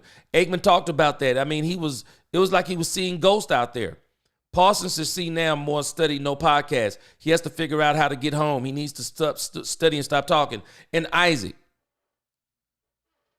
just listen to the little stuff Aikman was saying. Zimmer gave him the power, and he knows Zimmer. He's played with Zimmer. He was like, Zimmer doesn't do things like that. He must think a lot of you to allow you to do that. And Troy was basically saying, I don't understand. Why does he keep lining up on the left? Why does he keep doing it? I think a part of it is that Micah isn't putting in enough study to know where everyone is going to be on the field. So if he's going to be set free, that he can do whatever he wants to do. Because I'm telling you, I told this story a couple of weeks ago. I was amazed at what they said about Lawrence Taylor. And Lawrence Taylor was the one who was telling the story. Lawrence Taylor, they say he would come into the meeting room and he would go to sleep sometimes. This dude was like crazy. But when they would wake him up and they would ask him about the plays and where was everybody supposed to be, Lawrence Taylor knew where everyone was supposed to be on the field. Everyone. He said the only person he didn't know where they were going to be on the field was himself. That told you something about Lawrence Taylor, that even in all of his drinking and cocaine using, Lawrence Taylor knew the game. He studied. He knew where everyone was supposed to be. So knowing where they're supposed to be, he can line himself up to where he can take advantage of that offense. Micah got to start studying more. You're right, Isaac. He does. And the problem is, I don't know who's going to convince him. I just don't know who's going to convince him.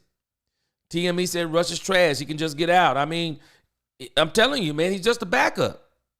BB has a concussion, and it's a wrap for Overshown. Yeah, I think that's one of the issues, too, that when you go with all of the young guys, these are the types of things that happen. It is. This is why you typically want to have a mixture of some veteran guys and some young guys. But I just think that Jerry, in what he did, and I think Jerry knew what he was doing, I think this young team is in over its head.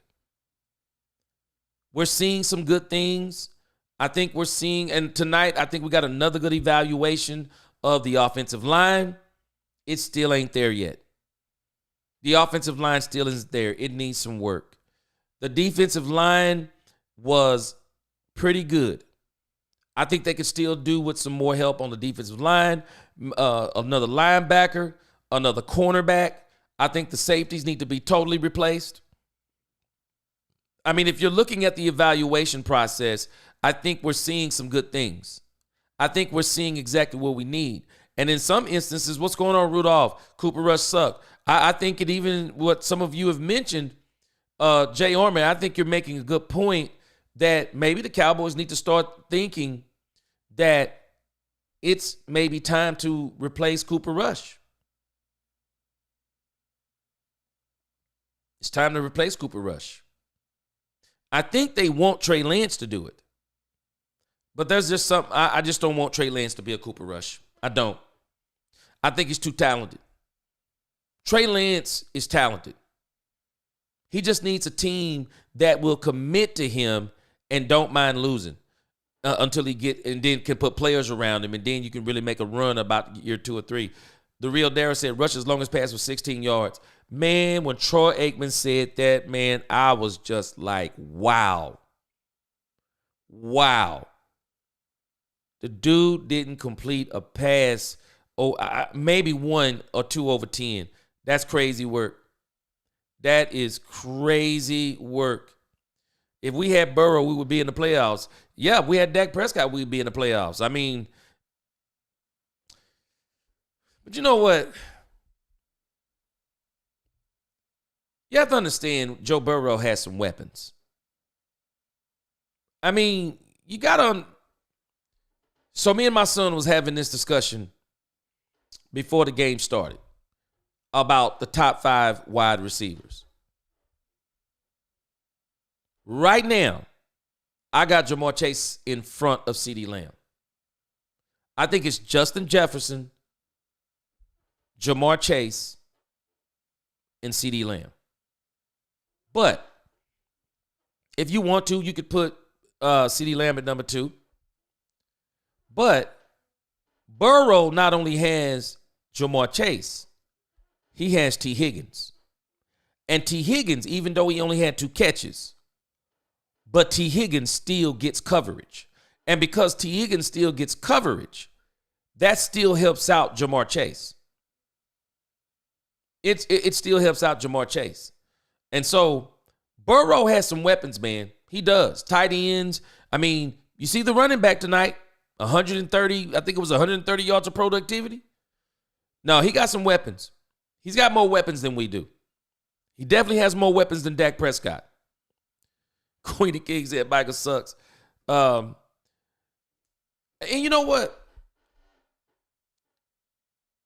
Michael, to me, does not suck. He's a great player. The problem with Micah Parsons is we don't have the coach. To me, we don't have the coach that can really get a handle on him and really help him to get to that level of generational.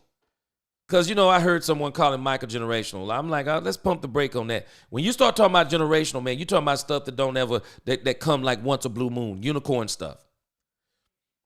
I think Michael could get to that type of level if he gets the right person to work with him. But the problem that I see with Micah Parsons is similar to the same mistake we made with Dez Bryant.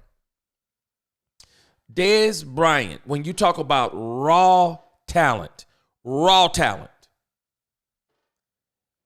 Dez Bryant is probably, raw talent-wise, the most talented 88 that we've had. Michael Irvin, to me, is the best 88 that we've had because Michael Irvin encompassed it all. Even with his partying off the field and all the stuff he was doing, he was a great leader on the field. He was a great worker at practice. He was strong, wide receiver, put in a lot of work in the weight room. Great hands, sneaky, deceptible speed, very dependable in the clutch, could run the route tree. Michael Irvin was absolutely monster wide receiver. Dez Bryant, though, speed, crazy speed. Athletic ability, as in moves, jump balls, power, agility, all of that. Dez Bryant was that. Problem is, they never really got anyone to work with Dez Bryant. As in, hey man, this dude is pretty nasty. So now let's start helping him learn how to run the route tree. Let's stop just using him on stop just using him on slant routes, dig routes, go routes, jump balls. That was basically it for Dez. They had a wide receiver that talented, and that was pretty much all they did with him. They should have had Dez practicing, running the route tree and all those different things, because Dez could have still been playing this game, and Dez could have turned to a tactician because he still had some power as he got older. But after the Cowboys, I mean, they kind of they didn't develop him. And then when he gets out of here, and I think they blackballed him out of here and blackballed him in the league. And then when he finally got a chance, he tore his Achilles. And when you got a guy like Dez, where he depends a lot on just pure athleticism, it was hard for Dez to come back from that. And I think as it applies to Micah Parsons, Micah Parsons actually needs to get with somebody who can coach him. Because I think what we're looking at with Micah Parsons, I think we're looking at a young man who is just ultra talented. And everything we're watching, it's not based on film study. Everything we're watching, it's not coaching. It's pure athletic ability. Hey, Micah Parsons, line up on the left and go get the quarterback. What else are we doing? What else are we doing? So when I talk about Micah Parsons, I'm talking about Micah Parsons from a perspective of Micah Parsons is wanting something that he's not working for. Because where he could be working for it is in the film room. Hard film room work. Watching the tendencies of every team he plays, watching the tendencies of the quarterback, watching the tendencies of the tackle he's going to line up in front of. Looking at the line going, okay, so which way is the most advantageous for me to rush from? Let me study the tendencies of the left tackle. Let me study the tendencies of the left tackle, the right tackle. Let me study the tendencies of their guard and their center. Let me study the tendencies. Let me look at some games they played this year. Let me see where maybe there were other pass rushers who were able to shoot certain gaps on them. Let me see if maybe I line up, instead of lining up right there at the line, maybe I line up a little bit wider. Maybe I put myself back there at linebacker and make them think that that's where I'm playing from, and that's where I bring my blitz from. Micah needs that part of his game. Because the problem with this game, football, it's one of the toughest sports in the world. And Father Time in this sport, especially in the physical positions, it's undefeated. You better learn sooner than later how to play more with this. And what I'm watching with Micah Parsons, I'm watching Micah Parsons play more with this athletic ability. And I say this because I can tell you the way Micah Parsons talks. Micah Parsons, to me, plays like he talks. When you talk to Micah Parsons, you can tell that Micah Parsons can't think fast on his feet, because he says the first thing that comes to his mind. That's not what clever people do. They process information. They look at the motive of the person asking the question, the angle they're trying to take. I process all of that. Boom, boom, boom. And then my answer is based on that. Someone asked me, hey, Dak Prescott, highest paid player in history, highest paid player in the league. Is it important for you, Micah Parsons? Is it important for you to be the highest paid player in the league? Let me process all of that before I answer. Don't let me say the first thing that comes to my mind. Let me process that. Hold on. Dak's my quarterback. Number two, this is a very divisive question, because if I answer it the wrong way, then I'm going to bring criticism on my quarterback. If I answer it the wrong way, I'm going to say my quarterback is overpaid. If I answer it the wrong way, I throw my quarterback under the bus. I bring division on this team. Nope, let me process it. Hey, you know what? First of all, this isn't about Dak Prescott. This is about me. Whatever money Dak Prescott got, he deserved it. Dak Prescott has played his butt off in this league. He's laid his life, his heart and soul on, left it on the field. Dak Prescott, hey, you know what? He was MVP runner-up last year. He was second team All-Pro. I mean, he had a heck of a monster season. He's amassed 12 three-season wins in a row. I mean, Dak is that dude. So whatever Dak got, Dak deserved it. Now as it applies to me. That's called emotional intelligence. That's called a person who processes information, understands angles, what people are trying to do, what they're trying to achieve. Thinking quick on their feet. And don't even necessarily think quick. Sometimes we're too quick to give an answer. Quick to listen, the Bible says.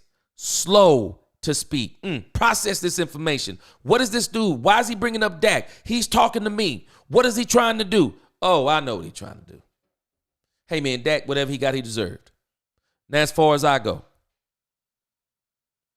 as it applies to being the highest paid player, well, what comes with the performance? Whatever comes with the performance, that's what comes with the performance. If I'm the best at my position, then whatever comes with being the best in my position, that's what comes with being the best in my position. You don't have to go all into, you know what they say, if you're the highest paid, you don't have weapons around you, shut your mouth. That's a bold-faced lie. Because we got about 9 examples in this league right now of quarterbacks who were the highest paid quarterbacks before Dak Prescott, and they got weapons all up and around them. And the reason why I say Micah plays like he talks, because Micah Parsons is so gifted physically. What we're watching right now with Micah Parsons is he is just playing off of pure power, athleticism, and instinct. You can't beat the good ones like that. You can't beat the good tackles like that. You can't beat the good centers like that. You can't beat the good guards like that. You can't beat the Zach Martins in his prime like that. You're not beating the Travis Fredericks in their prime like that. You're not beating the Tyron Smiths in their prime like that. If you're going to beat men like that, if you're going to go into a game against Joe Shiesty, if you're going to go against his right tackle, if you're going to go against his left tackle and knowing that they're bigger than you, but you know you have the advantage on them of being we know you're faster. We know you're quicker. You may even be stronger depending upon what angle you're going at. I tell my children all the time, work smart, not hard. Just because I'm the strongest man in the room, don't mean I want to do all the lifting. Just because I'm the smartest person in the room, don't mean I want to give all the answers. Nope. I want to get the information. I want to be able to be a tactician. I want to be able to outsmart people. And then when I outsmart them, then I use my power. Then I use my speed. Then I use my strength. Then I use my athleticism. You got to get better up here because I'm going to tell you something about Deion Sanders. A lot of people don't understand Deion Sanders. This is why this man is my all-time favorite athlete. Folk don't understand, man. Deion played a lot from up here. Yeah, he had the speed, but Deion played from up here. You got to learn how to play from up here so that athleticism, you can really use it to its advantage. Alchemy says, that's what I was saying last week. If they keep Mike on the line, he's going to tire out, battling me in 150 plus heavier. It's logic, bro. It's logic, Alchemy. You can't keep going up against guys that's 40 and 50 pounds heavier than you. Even if you can chunk them out of the way. Who knows what you may tear? Who knows what you may tear doing that? But not only, you might not tear anything, but it wears you down. It wears you down and it wears you down. No, you got to become a tactician. You got to be tactical, man. You got to look. You got to look at someone and says, you know what? I know that I'm probably stronger, but I'm not bigger. I'm not heavier.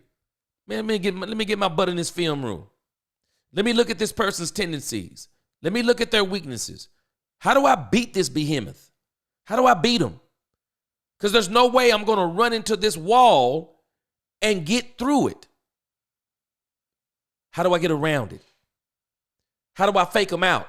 Fake them to the left and go inside. How do I fake them inside, go outside? How do I fake them outside and then run where the center is? How do I do those things? That's the film room. And that's where Micah isn't. That's where he isn't, Purple Soul. Micah Parsons is too busy. I'm going to tell y'all something, because even in what I'm doing right now, this isn't my main job. But it still requires me to sit down and look at numbers. Look at numbers. Look at press conferences. Listen to what guys are saying. Looking at tape.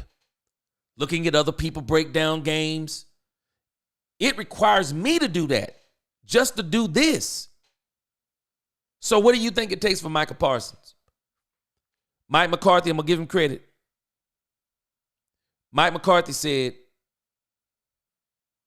whatever you're doing, whenever you're doing something else, you're not doing this. You're not doing this. This was the same problem that Tony Romo had. Tony Romo, this was not his life. With Tony Romo, he couldn't wait to get on the golf course after the football season. Couldn't wait to do it. And so with Micah Parsons, he's actually doing a podcast during the season. Man, I'd throw that podcast in the trash. I would. That podcast ain't worth it. I don't know. I'm sorry. The Bleacher Report could not be paying Micah Parsons millions of dollars. And if the money is that good, Michael, man, you might ought to consider maybe you ought to do that rather than football. But I don't think the money is that good. And as a matter of fact, Micah Parsons, I think you're better at playing football than you are at being a podcaster. That's just me. So when people, you know, I want people to understand, because I see some people saying about hatred on Micah Parsons. No, I love Micah Parsons. It just pains me. It pains me when I see how great this kid is. But he's like a kid whose father is not in his life helping them to be a man.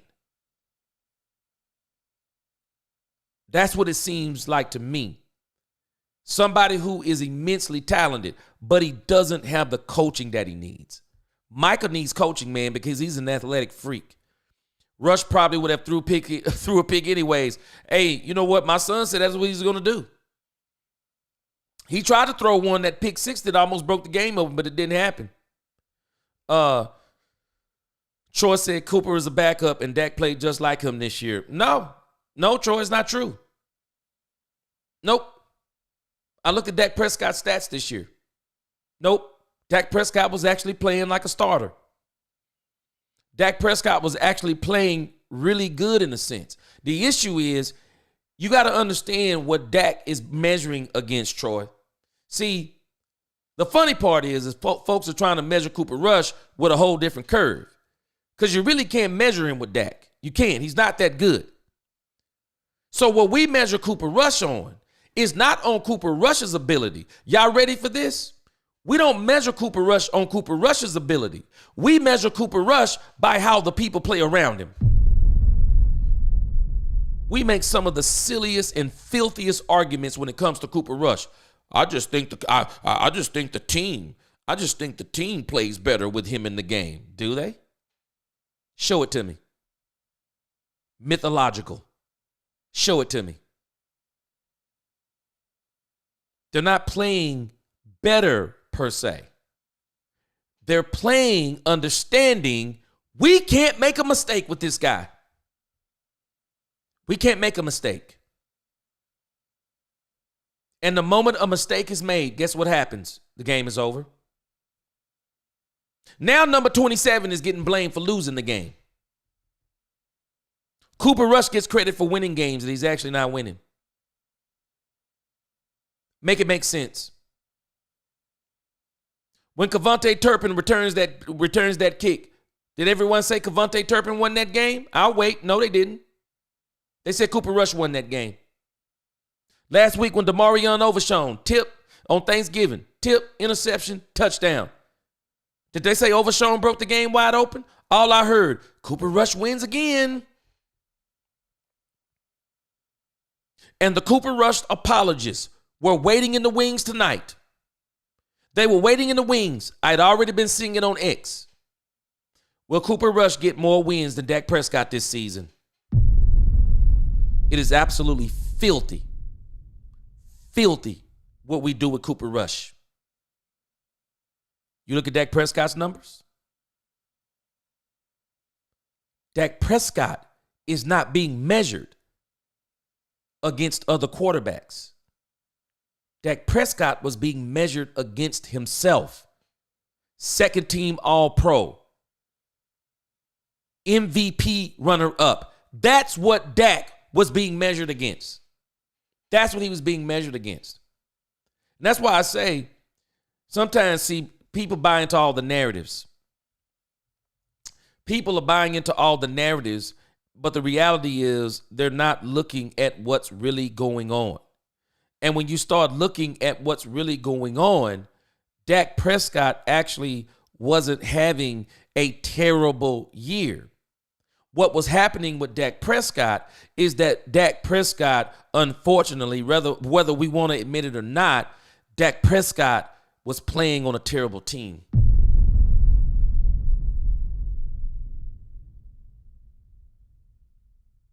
Let me show you, Troy. See, this is why I keep telling folk.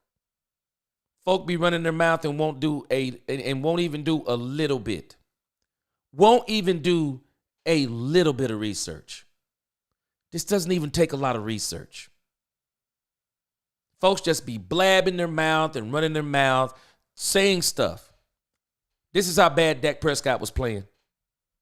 This is how bad Dak Prescott was playing. Dak Prescott right now. Let me go back. This is Dak Prescott, y'all. Dak Prescott got hurt in the Falcons game. So right here, what you're looking at on this list, for those of you who can see the screen, this is passing for all the quarterbacks in the league who have played enough games, I assume, to qualify. You want to see something insane? This is the first, I'm thinking maybe 32? Somewhere in there? This is page 1. I want you to look down here. You got, as you get towards the bottom, you got Jaden Daniels, the Justin Herberts, Jordan Love, Jalen Hurts, Trevor Lawrence.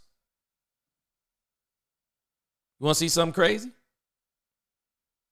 How many games has Dak been gone? How many has he been gone? Look where he is. Look where he is. Troy, if you think Dak Prescott was playing like a backup, next you have to explain to me what Cooper Rush was playing like, because I showed his stats today. He's not even playing like a rookie. Cooper Rush would have already been benched. Already been benched by every team in the NFL. Cooper Rush is not up to standards as a starting quarterback in this league. This is Dak Prescott. Let me go back just for a moment. This stuff is so easy to prove. I mean, it doesn't even take a rocket scientist. This lets you know how much people hate Dak Prescott. They'll just say random things and won't do a lick of study. Won't do a lick of looking at stats. Dak Prescott played 1, 2, 3, 4, 5, 6, 7. Got hurt in game 8 around the third quarter. Dak Prescott played 8 games And Dak Prescott is still ranked number 33. Strange, isn't it? Dak Prescott, 6.9 yards, 286, 185 completions, 64.7% completion, 11 TDs, 8 interceptions, 86% rate, 87. I mean, you could just go down the line on this. You look at this right here. Look at this. Let's just look at this. This Dak Prescott, y'all, if I'm not mistaken. If I'm not mistaken, these are probably throws. I think these are throws, like 20 plus, 40 plus. Dak Prescott had 23 throws, completions, I believe, of 23 completions of 20 plus yards. 3 completions of 40 plus yards. His longest was 65. Dak Prescott sacked a whopping 21 times in 8 games. 112 sack yards. This was Dak Prescott. You said these are backup numbers. I'm sub numbers. The man only played 8.5 games. Well, 7.5 games. Dak Prescott was already at 1,978 yards. I don't know. Maybe I'm wrong in the mathematics. Dak Prescott played 7.5 games. Dak Prescott finishes the Falcons game. I'll give him those 22 yards. That's 8 games. That means that Dak Prescott would have thrown 2,000 yards by the end of the Falcons game. 2,000. He had 9 more games to go. The schedule that Cooper Rush is playing in right now is soft as a marshmallow.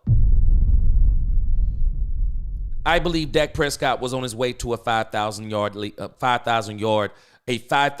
season. Now, Troy, see, I'm going to call you out because what you're saying is pure hatred. Because you can't even believe what you're saying based on what I'm showing you. The team around Dak was terrible. And it's so funny because we're not gonna let anybody do any backtracking, because we were saying what Cooper Rush is playing with, that this team has turned it around. We were calling 2 wins a win streak. Team is playing better with Cooper Rush. The line is looking pretty good. Rico is running good. The defense is looking good. Top 10 defense last 2 games. So what do you think Dak is doing with that? Because Dak was doing this with this terrible team, including how bad Michael Parsons had been playing, including what Michael Parsons missing, including what Demarion Overshown not playing in the first few games, including a whole lot of things that Cooper Rush all of a sudden is not playing with. You embarrass yourself when you say stuff like that, because the numbers don't agree with you. You're embarrassing yourself. Dak Prescott was literally about to have a 4,000 to 4,500 yard season, and I bet you it was going to be 5,000, because Dak Prescott would have absolutely ate on the Giants. Dak would have ate on the Commanders. Dak would have ate on this trash Cincinnati defense. Would have ate on this trash Cincinnati defense that Cooper Rush was missing wide open throws. Shame on you. You're a part of the problem. And I don't mean that in a disrespectful way, but for you to say that Dak was playing like a backup is atrocious. It's a lie. No, Dak was playing on a terrible team, and everybody knew it, Because even the great Tom Brady said, Dak has no chance when he was playing against the Detroit Lions. Dak said it. Troy Aikman said it. They couldn't get no separation. Poor route concepts. No run game. No line. Defense can't stop anybody. They were saying that while Dak was playing, and yet you say he was playing like a backup. Meanwhile, he amassed 1,978 yards in 7.5 games, and you call that backup play? I bet you Cooper Rush won't get there. How much you bet? I bet you Cooper Rush won't get there. I bet you Cooper Rush won't get there because he's playing like a backup. Cooper Rush can barely get 150 yards a game. It's a crying shame when people start saying stuff like what you're saying. It is a crying shame. Dak Prescott had 11 TDs, 8 interceptions. Terrible because he was forcing the ball to CeeDee Lamb. Didn't make sense. 11 touchdowns. I believe Dak Prescott would have at least had 30, which would have been close to what he got last year. Completion percentage was creeping up, 64.7. Dak Prescott, 20-plus yard throws, 23. And I'm thinking that's what that stat is.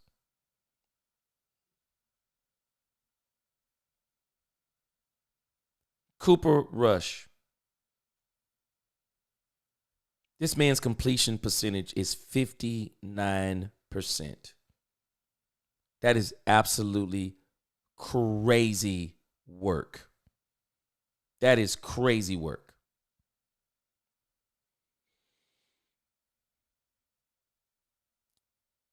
If you think that Cooper Rush is in the conversation with Dak Prescott, I'm just to the point I can't even I can't even make the argument with you because there must be something that you're believing outside of what we're seeing. I don't know what measurement you're using, but it's crazy. CD was exchanging jerseys. You know, we were talking about this, Nisi. It was strange to us because I didn't see anybody responding like Micah Parsons. I didn't. Cowboys 5 rings, what's going on? I didn't see anybody responding like him. Isaac Mitchell, Parsons need to shut podcast down and get back to the film room. Get his technique down and come up with his own style. Study Reggie White. Study Lawrence Taylor, because you're probably a cross between them. And I'm not saying you're a cross between them, but you're kind of like a tweener. You're trying to be a linebacker and a defensive end, but you're basically a defensive end to me in a linebacker's body. Call it what we want. But why not study the greats? Get in the film room. Study the people you're going to play. Micah is in last. Yep. I'm telling us. TME, Trey Lance needs to get his shine on and value up. Lance learned from Prescott and it's a shame that he won't be here for long haul. Wish him the best. And I don't want him to be here, TME. I don't want Trey Lance to be a career backup. I don't. I pray that there's a team out there that says, you know what? We could get Trey Lance on the cheap. Let's bring him in. Let's put a few things around him and see what he can do. And because we can get him so cheap, why don't we just get all of our weapons? Put Trey Lance on, hey, Trey, you know what? You made $5 million this year. Hey, you know what we were thinking? How about you come here for a 2-year, $40 million deal? $30 million guaranteed. We're going to give you 2 years. 2 years. And we're going to put players around you. We're going to go in free agency. We're going to get you the best running game we can get you. We're going to go in the draft. We're going to get you the best running game we can get you. We're going to get you the best wide receivers we can get you. We're going to go in free agency. We're going to get a defense. We're going to get it in the draft. We're going to do some trading. Trey Lance, we're going to put it all around you, man. We're going to give you 1 strong year. Whatever you do, we're going to take it. Second year, expectations. We're going to let you know. First year depends on you of how we draft the second year. First year, You don't look like you're trending up, we're going to put you on notice. We're going to draft a quarterback. We're going to let you know everything up front. We're going to draft a quarterback. But if you're doing well, we're going to draft even more players around you in the second year. And we're going to keep building around you. We'll bring in a veteran backup to be behind you to kind of mentor you. Trey Lance, this is going to be your team. That's what he needs. I don't know if he's going to get it. That's what I would like to see. 5-8 now. 5-8. Michelle, I just wonder. They've been touting this record with Cooper Rush, 7-3. Okay, 7-4. How long before we stop putting up the Cooper Rush memes? Mike is too emotionally immature to be a leader. Dominique. And the other issue is, Dominique, that's why he needs someone who can coach him, to coach him like a father figure and say, hey, man, you got to stop this stuff. Who going to tell him? Michael running around calling Jerry Jones his dog, talking about me and Mike McCarthy have always had a good relationship. Who cares if y'all have had a good relationship? I don't need you to like me. I'm your coach. That's what folk don't understand. This generation is different. I don't need you to like me. I'm your coach. You're either going to do what I ask you to do or you're not going to be here. Man, listen, I'm more worried about Capboy than I am with Jerry. Who you talking about, Steven? Lewis Bailey, we can get a king's ransom for Micah Parsons and more. I tried to say that, but people get mad when you say it. But I say if they're going to keep him, I say you better get a coach in here then that can coach him. You better get a coach in here that can coach him. Micah's in his last year. After that Saints game, we all knew this team wasn't going to the playoffs. You know what? And like I'm saying, Nisi, you said Micah. Are you talking about Mike McCarthy or Micah Parsons? Cooper Rush just doesn't have the ability or the talent. Point blank. When Rico ran that last time for 14 yards, I told my son, now watch every play be a pass. Mike was trying to get in that end zone. Quinn Scott says, this is the reason why people like Michael talk it and don't walk it. Jimmy Johnson says, you talk the talk, you better know how to walk, and he failed. There's a reason why, Quentin, folks don't understand something about them 90s teams. That's why Jimmy let them party hard. Jimmy let them party hard because they played hard. He let them party hard because they played hard and they won big. Parsons and Diggs are pausing for our team. Go back and watch Diggs play. Diggs could have made a difference as well. Man, you know what? I said it before. They should have traded both of them at the trade deadline. I can't wait to see Michael defend his exit. Woo! Boy, yeah, we're going to be all on it tomorrow, too. Cowboys fans need to start putting on their brown paper bags for the next 4 games. You know what, Daniel?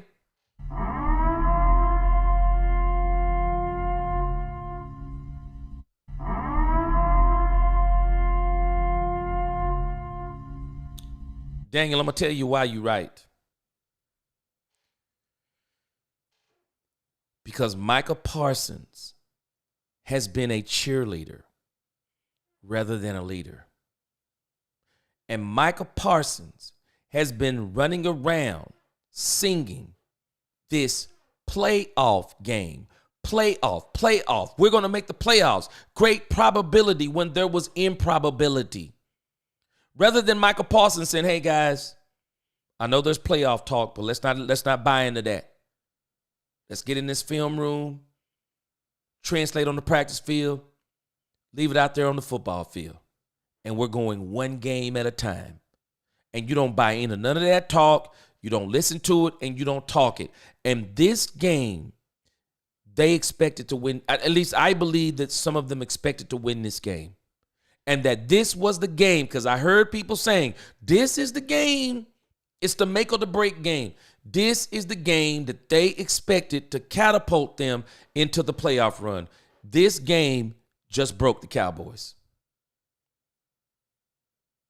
This is the game that just destroyed Micah Parsons' credibility. Watch what happened to the Cowboys. Let me show you just how right you are on this point, Robert M. Let me show you how right you are on this point. Because now, Michael just lost credibility. But you said, and leaders don't come to the locker room talking about had 27 fielded that punt. If I wasn't being held, Because Joe Burrow could easily be telling everyone the reason why we're losing games. You ready where I'm about to go? The reason why we're losing games is that the refs keep missing calls on me. The ref won't call the face mask on me against the Baltimore Ravens. They won't call the roughing the passer. They won't call the pass interference. I'm sorry, but that's not what winners do. That's not what leaders do. Leaders say, you know what, we got to make sure we don't put it in the hands of the referees.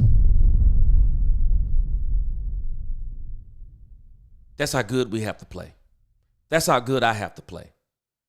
That's what we have to do. That's not what leaders do. And now he doesn't have any credibility because he was a cheerleader. And number two, not only does he not have any credibility, but when we look at the box score, and this man doesn't even chart on the box score, you ain't got nothing to say. You can tell me about all the pressures and the hurries you want to, but Joe Burrow was sidestepping you. Joe Burrow was moving up in the pocket on you. Joe Burrow was putting on a clinic on scrambling on you. And Joe Burrow, you're the leader of this team, Michael Parsons, and you breathing so hard out there on the field because you're going up against guys that are too big for you.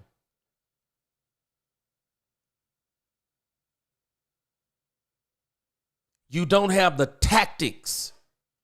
You're not studying enough to beat people with your mind. You're trying to beat them with nothing but sheer power. And I'm going to give you the next one, Daniel M. I'm going to give you the next one. Losing Demarion Overshown is going to be a bigger blow from this defense than Michael Parsons was. It's going to be huge. It is. It is. And it's crazy, but it is. The refs cost us the game. It was a catch and a fumble by the Bengals, and it was our ball, but the refs are biased. I'm not buying it, Daniel. Not buying it. As bad as 27 played, Parsons played worse than him. Yep. Parsons, this is your contract year. No, Nisi. No. Michael Parsons has already said there's no difference in $40 million and $30 million. He's already screwed that contract up. And when you look at Michael Parsons' stats, I was laughing that people was talking about ever since Michael Parsons has been back, he's been on a tear. So you're calling 5.5 sacks in 4 games. And 2 of those games, you got mollywopped. You got mollywopped against the Eagles, mollywopped against the Houston Texans. You beat the Commanders, and it's a shame that you let the New York Giants score 20 points. And we're calling 5.5 sacks a tear. This is why Michael Parsons is doing some of the stuff that he's doing, because people put him on a pedestal for things that they shouldn't be putting him on a pedestal for. And if this is a contract year, Nisi, I'm sorry, but Michael Parsons is failing. He's failing because he's not doing anything that would warrant him to be the highest paid defensive end. The only thing you're going to be saying is you're going to be paying him on potential. Parsons' craft ain't on LT level. That's it. That's it. And he needs to get in the film room to do it. God didn't make any mistakes tonight. Nope. Time will reveal, and it revealed to us tonight. Everything happens for a reason. And it just told us for real, you know what, Gabe? We were delusional over 2 games. And I've been saying it for 2 weeks. That we shouldn't have been acting the way we were acting about those games. TMV says, help Michael Parsons podcast. Don't worry. He'll be up bright and early on that thing tomorrow. What I have never seen is LT get no tackles or sacks in any game. Yep. Cowboys would have been in field goal range if number 27 doesn't mess it up. How is that on McCarthy or Rush? Oh, no. It's not on McCarthy, but Rush got the ball back. What else can you ask for? I said this, real fan. I mean, what else can you ask for? What do we want? Oh, I know what we wanted. We wanted again what we got against the Washington Commanders. We wanted someone to take the game out of Cooper Rush's hands. We wanted someone to block a punt so Cooper Rush doesn't have to do anything, block a punt, We get it, return it for a touchdown, and once again, Cooper Rush gets all the credit for winning the game, when in actuality, he's not the one that won the game. This game was so befitting of Cooper Rush. It is on Rush, because it should have never got to the point to where it got to. If Cooper Rush wasn't missing so many wide open throws. I don't know if you were watching the game. Troy Aikman was pointing out so many of these things. The man completed one ball beyond 10 yards. Troy Aikman kept saying it. It comes a time where you got to make some big plays, and Cooper Rush ain't doing it. His quick decisions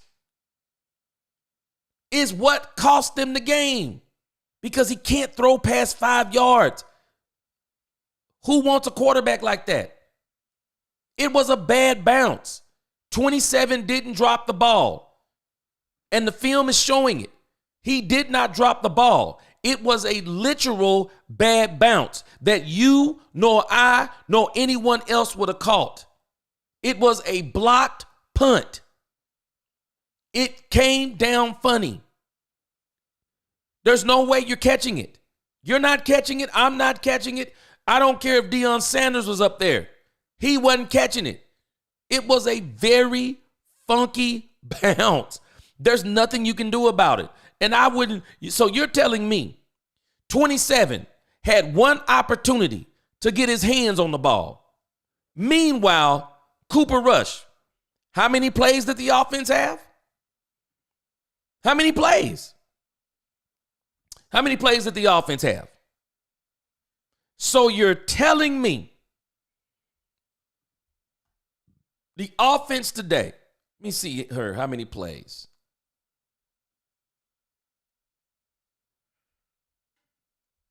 So you're telling me Cooper Rush, 31 attempts. You're telling me on 20, 22, 24, 25. So you're telling me that Cooper Rush touched the ball 56 times. CeeDee Lamb, 6. Ferguson, 3. Luke, 2. I mean, you're talking about all these players. Rico Dowdle, 18 times. They all touched the ball all those times. So you're telling me that Cooper Rush's red zone interception didn't make a difference. You're telling me all the other times that all those other players touched the ball, those didn't make a difference. You're telling me on a bad bounce, not that the ball hit him flush, but a bad bounce that I don't think anyone would have caught. You're telling me it's 27's fault.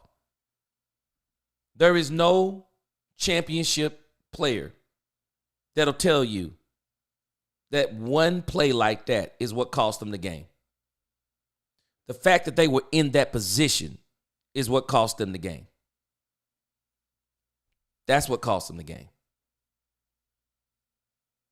There's no other answer. Let's look at this real quick.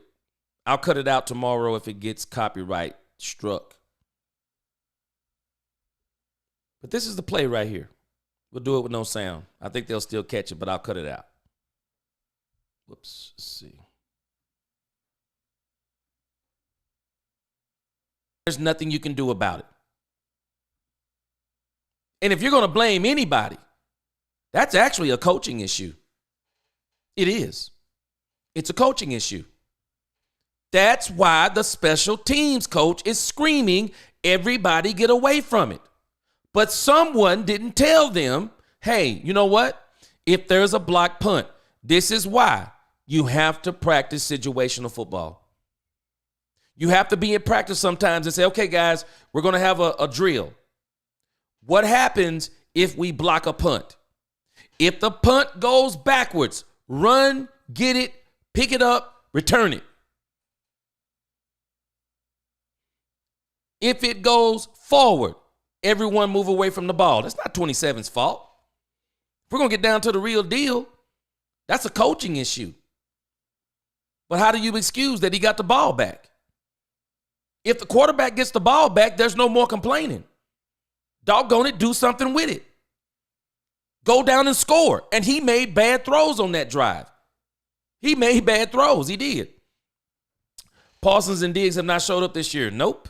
They have not been the difference makers. You can stay here in Dallas. Look at Harvey Martin tapes, D. Ware tapes, even Jeff Coat. Yep. And I'm telling y'all, that's why DeMarcus Lawrence, he ain't trying to have no part of this team. None. He ain't trying to have no parts of this team. That man want to get healthy and go somewhere else. Zach Martin, he ain't retiring. Zach Martin going to play somewhere else. And I wouldn't be surprised if Z Mart is playing in Cincinnati next year. Dang, I had to turn my TV off after the game was over, G. I was screaming at the top of my lungs because this roster's not in. I want Jerry to look in the mirror and fix this team. You know what, though, Daniel? I am going to say this. I think he's going to do something. I think they're going to do something in the draft. And you know what? All these people have been talking about Mike McCarthy. And Mike Fisher is actually saying they already anticipated that the team liked Mike McCarthy. But I'm hearing that regardless if this team likes Mike McCarthy or not, they're not going to bring him back. Because I think at the end of the day, I don't think Jerry likes what he's seeing. To be honest, Parsons is a locker room distraction. This is how players start the good old government coup. Players will split into groups and fight amongst each other. Man, I'm telling you, Michael Parsons is just too talented. He needs someone that can coach him. And the problem is, Jerry is his biggest obstacle. Because Michael Parsons now feels like he can go upstairs and he can say that Jerry got his back and blah, blah, blah, like Jerry did with Zeke. Now Michael and Jerry got that kind of relationship. It's terrible. And it takes the power and the ability away from someone who could really coach him and take Michael Parsons to greatness. Because Michael Parsons better understand something. Once your talent is done, they're done with you. If you don't figure out ways to get better up here, they're done with you. They are. Jerry Jones' hands were shaking tonight with the cameras catching the skybox. Man said to see we not winning. We have to get more dogs. Problem is, you can't get dogs when he's not a dog himself. And he won't let nobody be a dog. And so you're going to suffer the consequences. Big Nacho, what's going on? Being a Cowboy fan at 2044. What? Woo! Yeah, it's tough, man.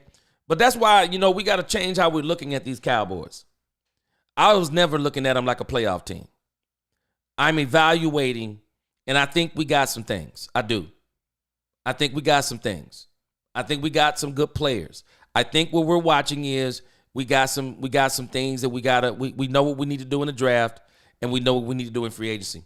Michael wanted that win, so he gets credit. Exactly. Yep. He wants it to be about him. He wants to take the leadership of this team from Dak Prescott. That's what I think, based on what he's been saying. Rico Dowdle, 23, 7.3. Yeah, man. I said it before, though, Robert. I do think they need to be running him 25 times. I do. Cooper Rush is afraid to stretch the field. Problem is he can't. Just watch how he throws. He can't do it. He can't, and they know he can't do it. That's why I was laughing when Mike McCarthy talking about he rich Gannon. Get out of here. You should have been fired when you said that. Overshown is a big loss, man. Telling you. I'm telling you. I'm tired of the fake Cowboy fans and their podcasts. I don't know. Big Nacho fan 2024 is like in your pants. It's tough, man. It's tough. Look how they lost.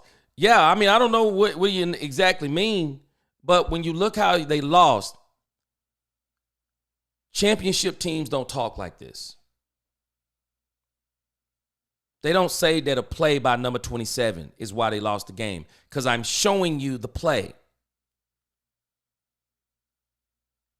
The man missed a play that anybody would have missed.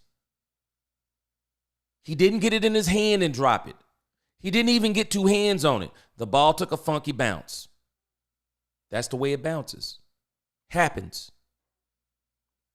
But how do you excuse the fact unless I'm going crazy. Maybe I've forgotten some here. Oh, okay. I just want to make sure. Did we get the ball back? That's all I want to know. Did we get the ball back? Because actually, this is how we lost the game. Because Cooper Rush just isn't capable. End of story. It's just the end of the story. I don't know what other story to tell us. I've been showing us this. I've been showing people this for weeks. Cooper Rush is not good enough to win you, contrary to what people think. Cooper Rush is not good enough to win you 5, 6, 7 games. He's not. Especially not in a row. He might could amass that in a season. If you give him 16 games, I mean, Cooper Rush could maybe get you 7. Maybe 9, depending upon the other division you have to play. Cooper Rush is not a starting quarterback, man. Everyone knows it. All the scouts know it. Miss Matrix said, gee, I said that too. I thought Michael was moving slow, but now Joe Shiesty was just on the good footwork today. Man, Miss Matrix, I'm telling you, Joe Shiesty shocked me. This man was moving. I was like, this can't be him. He was moving. He was moving like crazy. He got held a few times. But Thomas, you know, you're saying something that everybody can say. Bet you Hutchinson could say that too. We keep making excuses for Michael, man. He's just not. Michael isn't what we think he is. He's not this dominant player that we keep making him out to be. The game tape is not lying. So everyone's holding him, right? He's getting held in every big game, right? We got every excuse for Michael. The double teams. He's being held. No, he's not being held. He's not being held. He's getting beat because he's undersized. He's getting beat because he's not a tactician. He's not in the film room. He's trying to beat people just based on pure athleticism. You can't beat everybody like that. You can't. Parsons didn't respond like this in that San Francisco blowout game. He was smiling and getting jerseys. See, Niecy, people want it both ways. They want it both ways. I bet you go talk to Charles Haley. Go talk to him. Ask him how many times was he held. Charles Haley will tell you he was held on every play. Go ask any of the great defensive ends. Ask them where they held. They're going to tell you I'm being held on every play. They're going to tell you that. But they're not going to tell you that. Because the greats aren't making excuses. No. The greats get in that film room. They get their skill up.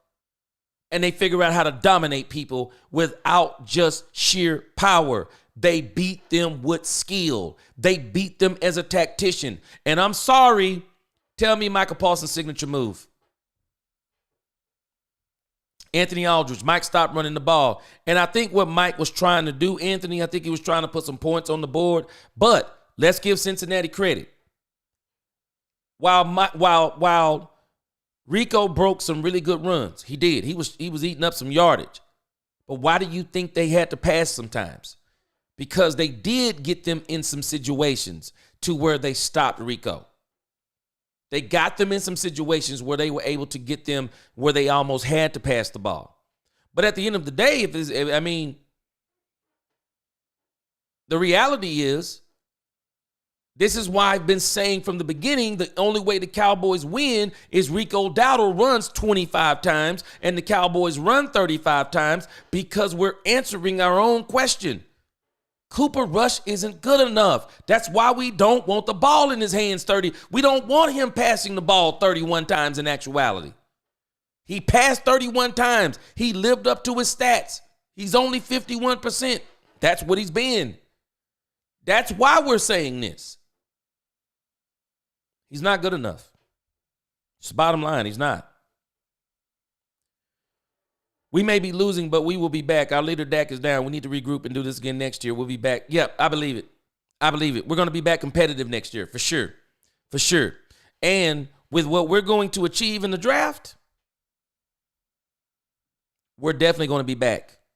Because I can tell you this, guys. And I don't think now the Cowboys are going to have to worry about doing this on purpose. And we're going to get more into this tomorrow. But I don't think we're going to have to worry about doing this on purpose no more. Cowboys just hit number 12. Cowboys are now number 12. And I got a strange feeling. And it's absolutely crazy when you think about the fact that we're tied with Cincinnati and we're still behind Cincinnati. But I got a strange feeling. A very strange feeling. I got a feeling we have the potential to literally lose out. Without the Marion Overshown, we only got, at least in my estimation, all of the games are winnable. But I literally think the most winnable game we have left is the Carolina Panthers. We don't win that, we might lose out. Because the Tampa Bay Buccaneers are in hot contention for a playoff spot. The Washington Commanders are in heavy contention to keep that wild card spot.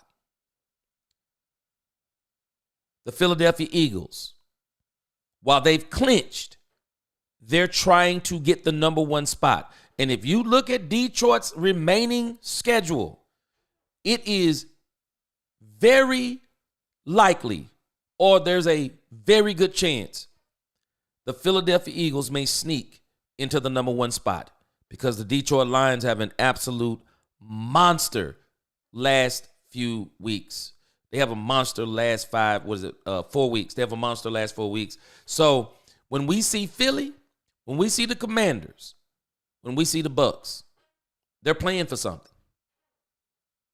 I think by the time we see the Bucs, we are literally going to be in full evaluation mode because I will not be surprised if Trey Lance is playing by that time. I will not be surprised. So, as strange as it may sound, I will not be surprised, and I did not think this was going to happen. I am not going to be surprised if the Dallas Cowboys find themselves somewhere around number 9, number 8. At the least, they'll probably be at the 10 spot. So, Errol Donald was triple teamed and got his sacks.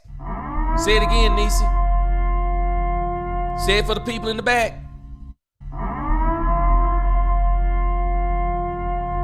And you never heard Aaron Donald complaining about stuff like that. You didn't. You just didn't hear him complaining about stuff like that. And Michael Parsons' problem is he does too much talking. He does. He just does way too much talking. And that's why he was so disappointed tonight, because he ain't walking what he talking. Hey, man, Robert Dudley, man, Overshown is going to be a huge loss for this defense. He's been the best player on this defense all year long. We keep talking about Micah Parsons, but the real conversation is the Marion Overshown. It is going to affect this defense in a lot of ways. A lot of ways. Yes, if you're talking about Overshown, it's a heartbreak because you literally want him to win. Energy, humility, skill. It's a shame. It's a shame. And I got a strange feeling that I hope it's a sprain, because it looked like what happened is somebody fell and he kind of fell sideways. So I hope he's not done. I do. CD was more of a leader than that Parsons. CD played injured and wasn't complaining at all. Nope, he wasn't. You right on point. He wasn't. I give CD a lot of credit tonight, because we know he'll finesse. I think as Angie, she called him a supermodel. He looked like a supermodel. He's a finesse wide receiver, but I give it to him. He tough. I mean, he tough, and he dangerous with yard after the catch. That's why I always say about CD. That's why I got him in my top 3. Man, yards after the catch. Man, CD second to none, man. Cooper Rush was going down early, stumbling and bumbling, stumbling and bumbling, rushing reads. misfires, and he choked. And the crazy thing is, Aikman even mentioned it. Aikman was like, he didn't even have to rush on that one throw that he missed. I mean, there was nobody in front of him. Man was seeing ghosts. Really was.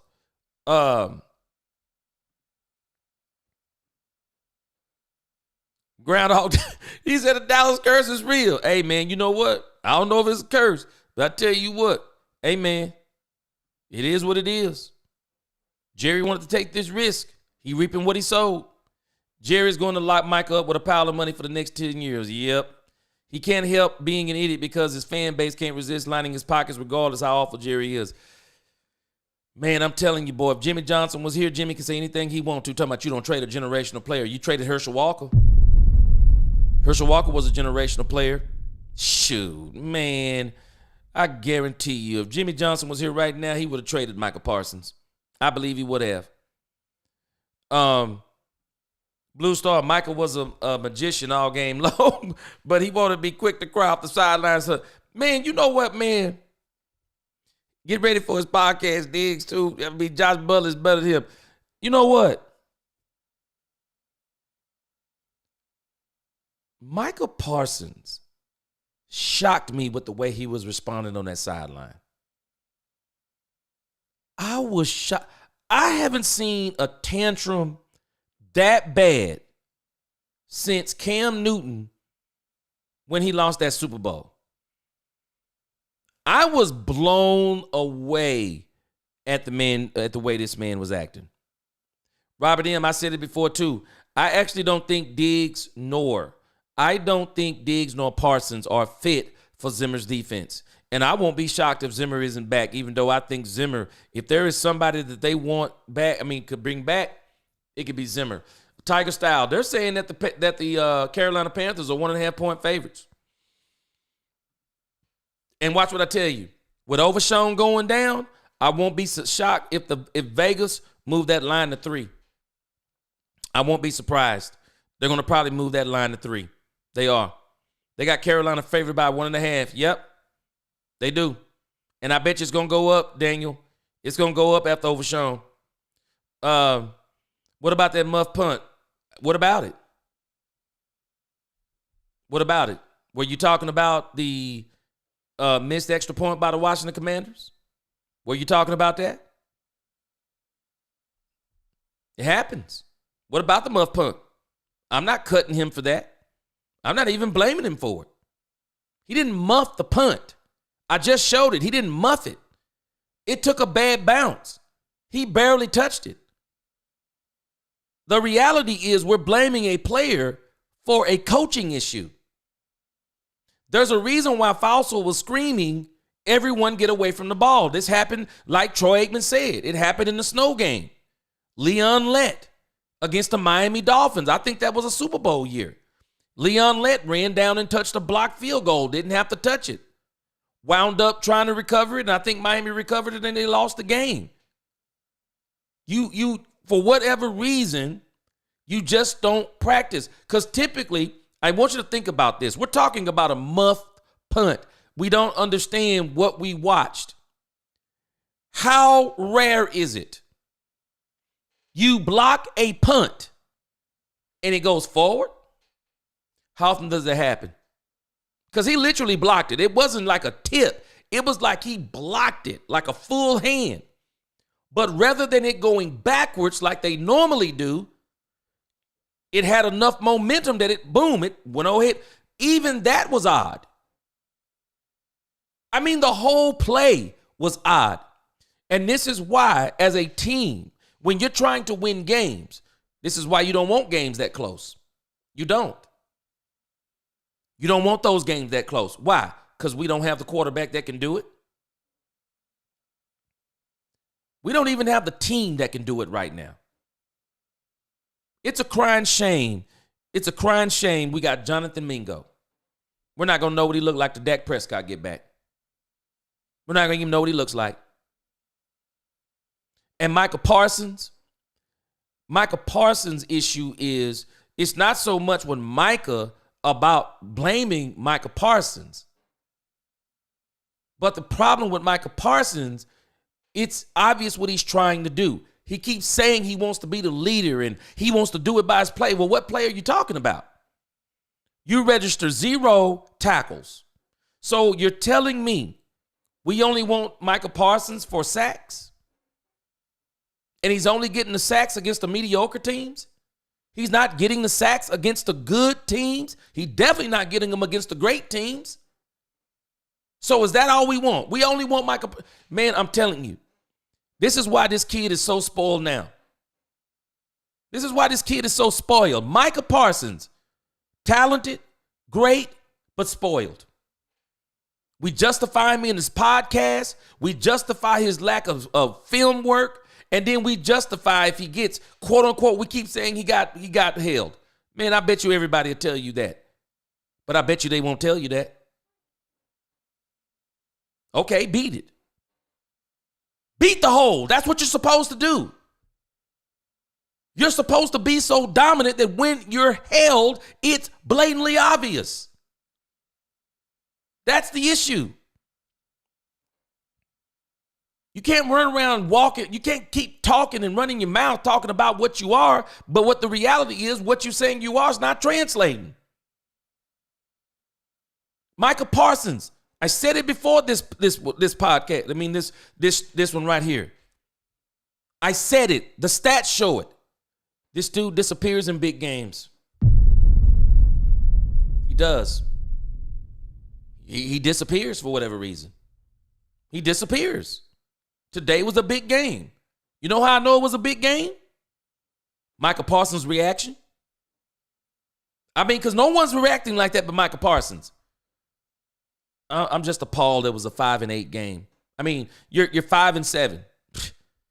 You were not making the playoffs, even if you won out. It was going to literally be impossible. And to even think you were going to win out with Cooper Rush is literally insane. For anybody who knows football, to think we were winning out with Cooper Rush. I'm sorry, shame on you. I don't know what else to tell you. I'm not even trying to embarrass you, but shame on you. You ought to be embarrassed for even letting that come out of your mouth. Man, we going to run the table. What? It's crazy talk. Too late, Quentin. Can we trade Micah and trade him? Because I think Micah needs to know he not bigger than the team. I think he is a reflection of his owner. He is. He's a reflection of his owner. Tiger style, O-line. You know what? While the O-line wasn't quote-unquote great, can't talk about the O-line. Did we not say what Rico Dowdle ran tonight? I mean, and in the grand scheme of things, I mean, Cooper Rush's sacks, to me, were more of coverage sacks. They were not sacks as in the line broke down. It was like coverage sacks. And the problem is, what excuse do you give? I mean, because one thing that Mike did with the running game that I thought was very good, it opened up the play action game. It did. It opened up the play action game for Cooper Rush. And Cooper Rush, he just missed way too many throws. End of story. It shouldn't have got to that point. Troy Dudley. Panthers have been doggone good the last 4 games. They took the Bucs down to the wire. They took the Philadelphia Eagles, gave them all they could handle. And us without DeMarion Overshown, man, I'm telling you, that dude is going to be a huge loss for this team. Huge loss. Huge loss for this team. I don't know who you're talking to, Thomas, about sounding dumb. I just keep showing you the stats, and I don't know. You can argue with the stats all you want to. You can argue with the game tape. But everything I'm telling you is based on the stats and the game tape. Just because I don't agree with you don't mean I sound dumb. This season is fire the GM season, and you know that ain't happening. Yeah, you know that is not happening. Andros, what's going on? Look at how long the Arizona Cardinals did actually avoid a rebuild. Year 2 of a 5-year rebuild in a tough division is refreshing. I'm not saying you can't build around a few pieces, but pain coming. You know what, though? Andros, think about this. The Cowboys are going to be back sooner than later. And the reason why the team is going to be back sooner than later, they have their quarterback. They have a great wide receiver in CeeDee Lamb. They have some good pieces on the offensive line. They got a good running back in Rico Dowdle. They got some pieces on defense. This is one of the reasons why I do think Jerry, I just don't know what he's going to do because he doesn't empower his coaches. But Jerry does need to turn these coaches over because he's got to get somebody that can deal with Micah Parsons. Not only is in deal with him, he's got to get somebody that can coach him. He's got to get somebody that can coach him. Don't let him do what he wants to do. You coach him on what he needs to do. That's what you have to do. He said you did notice that he never lined up at linebacker. Yeah, he didn't. You talking about Michael? No, he was on that left side a lot, and then I noticed he moved to the right a little bit. But I think in order to do some of that stuff, I think he needs to do a little bit of studying more. Because I think if he does a little bit of studying, he can figure out the weaknesses, and then he can do it. Because I wonder, what is he doing when he goes to the sideline? What is he doing? Is he like studying and looking at what's going on so he can make another move? I mean, what is he doing? Troy, that's what I keep saying. I think he's a linebacker. I really do. And I think he could be one of the best to ever do it. Hello, everyone. My internet is a bit hissy fit and didn't want to work. What's going on, JD? And only 4 penalties. Yeah, wow. You know what? That's pretty good. Yeah, that was pretty good by them tonight. Quinn, see, and Troy, you think about this. Dan Quinn, I talked about this a few weeks ago. Dan Quinn has what I call a renegade defense. His defense is predicated around getting to the ball. Get to the ball. That's why you notice with them, with Dan Quinn, a lot more gang tackling, a lot of turnovers. They get to the ball, punch it out, strip it out, get it, because there's so many of them around it, they run touchdowns. Dan Quinn has that type of defense. He wants everyone to get to the ball. Mike Zimmer, old school, way more discipline. Know your assignments. Stay in your gaps. Keep everything in front of you. Play very disciplined. That's Mike Zimmer. Michael Parsons and Trayvon Diggs, because they played so long under Quinn, to me, it's like they're having a hard time adjusting. Because Dan Quinn's defense is high reward, high risk, very high reward. Mike Zimmer's defense, low risk, low reward.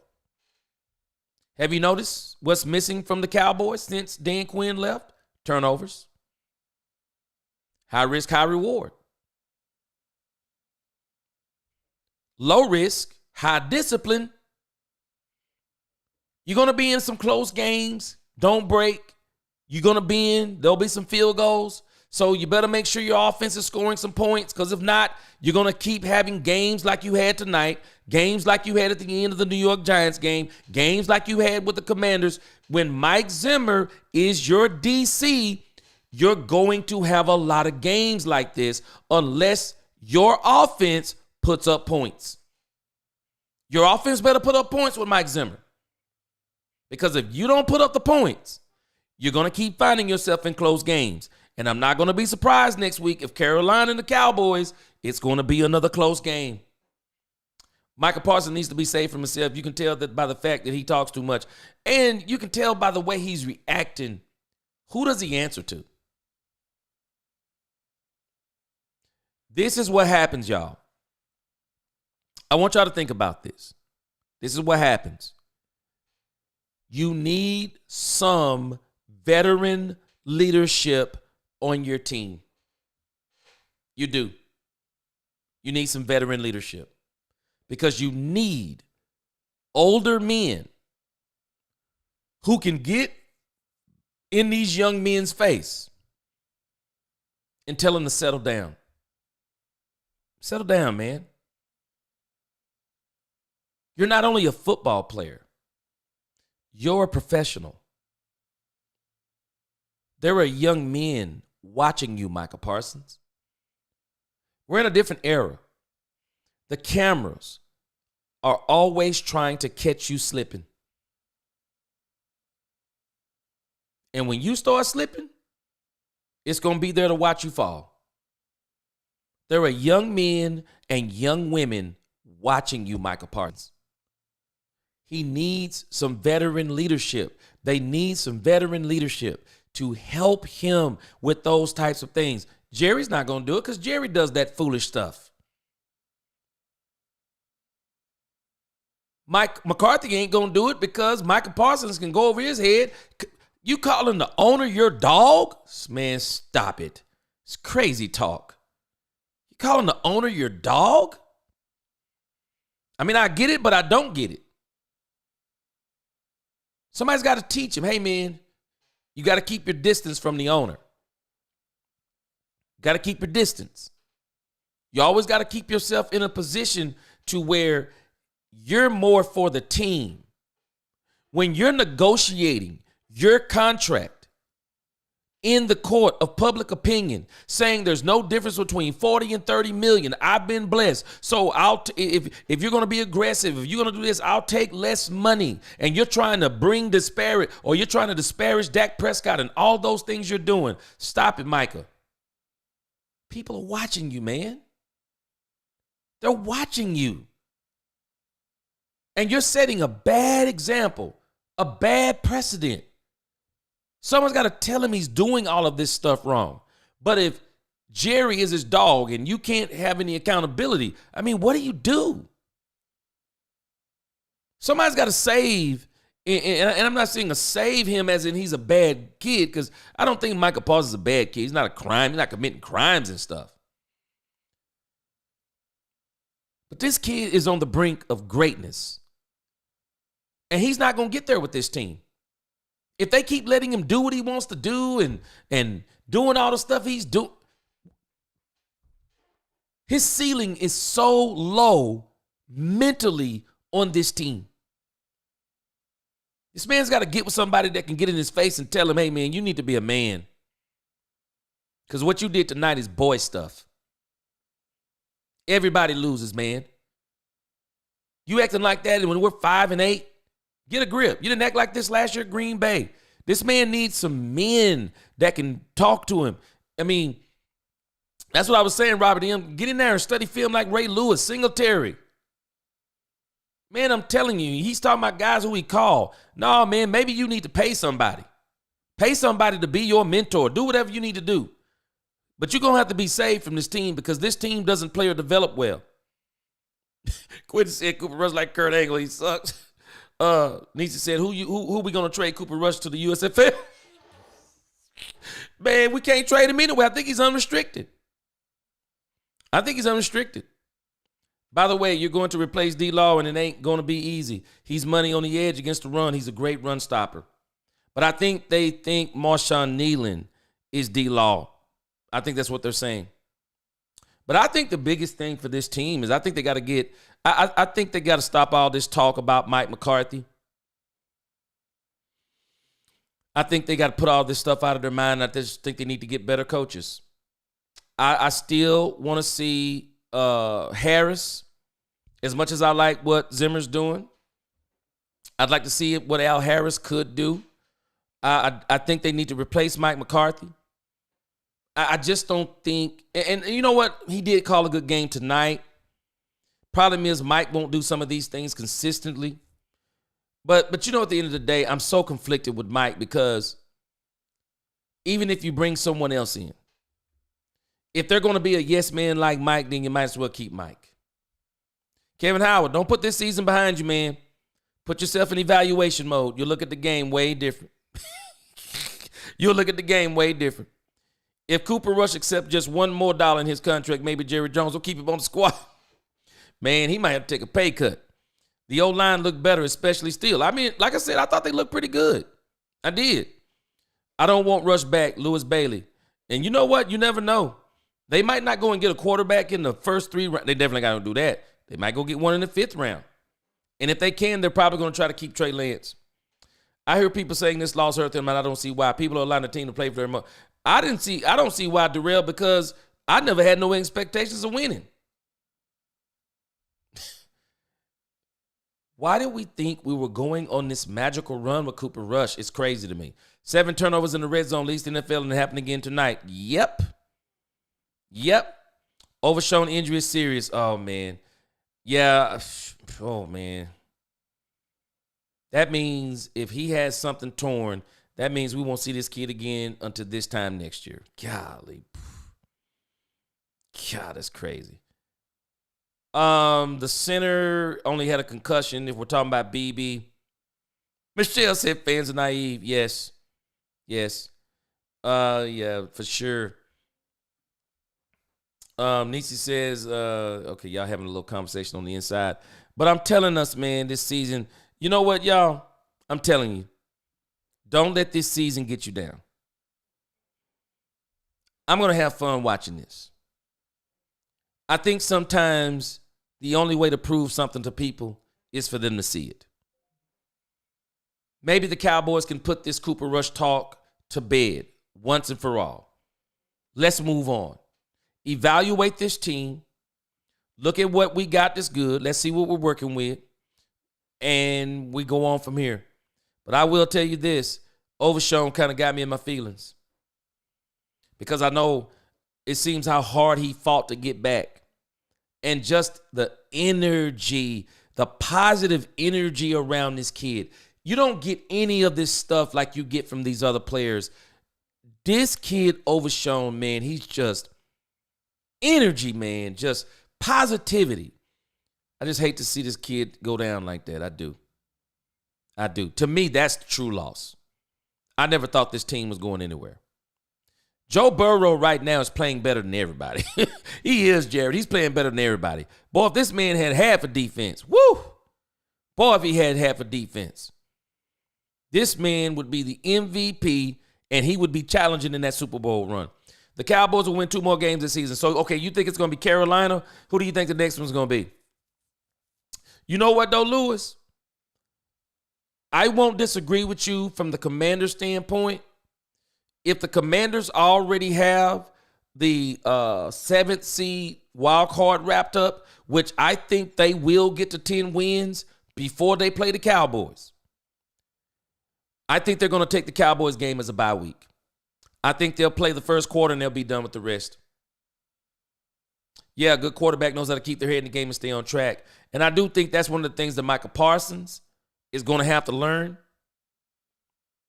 And I also think once they get Micah Parsons some help, I think Micah Parsons still needs more help. He's going to realize it sooner than later. See, he's like Dak Prescott.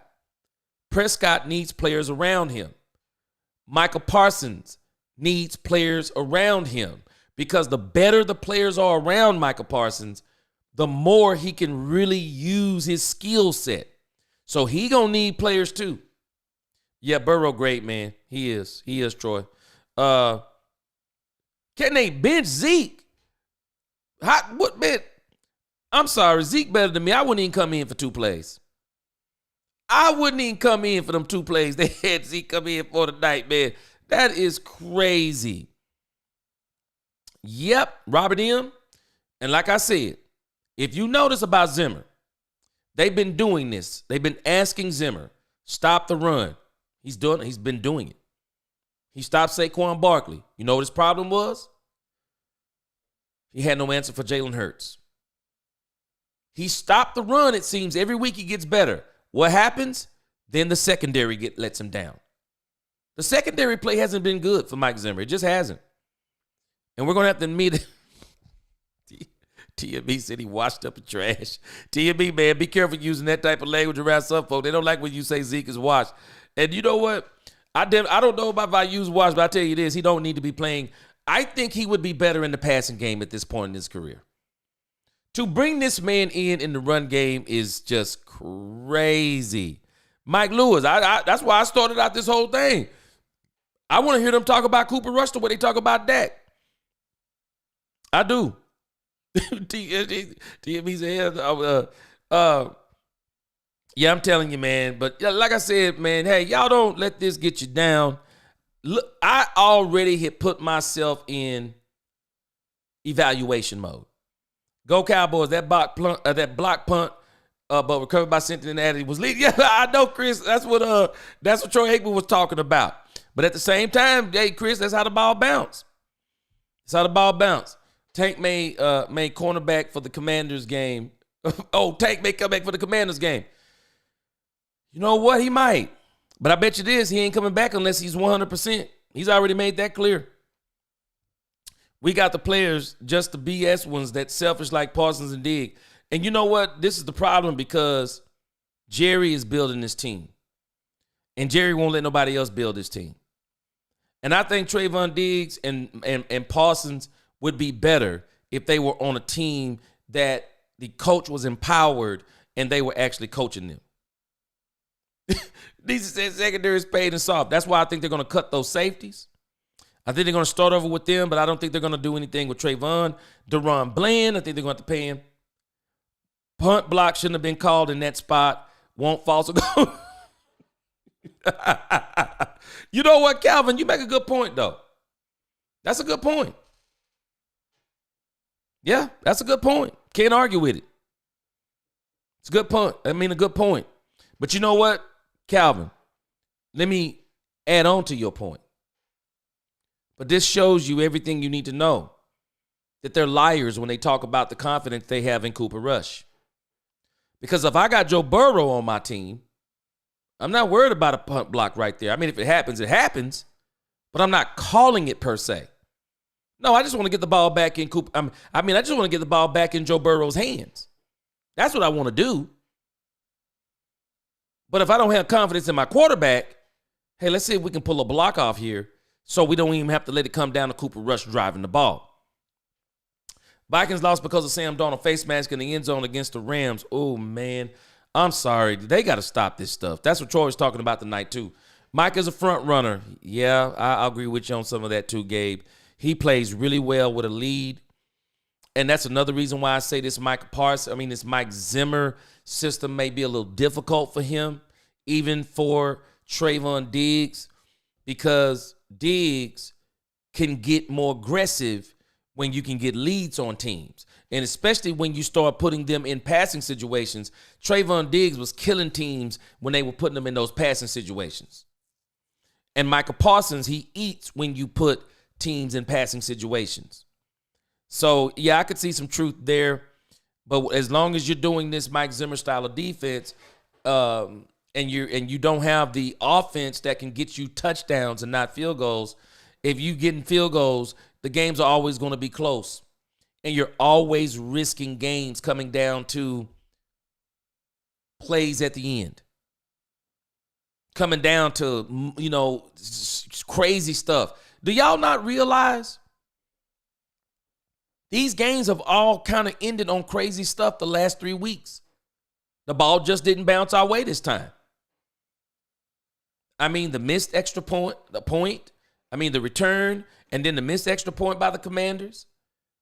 The play by DeMarion Overshown, even though that happened early, it really was the turning point of that game for the Cowboys. And then this week, it looks like we're on the brink of winning. Because I actually thought, I was like, wow, we're going to win this one like in 2022.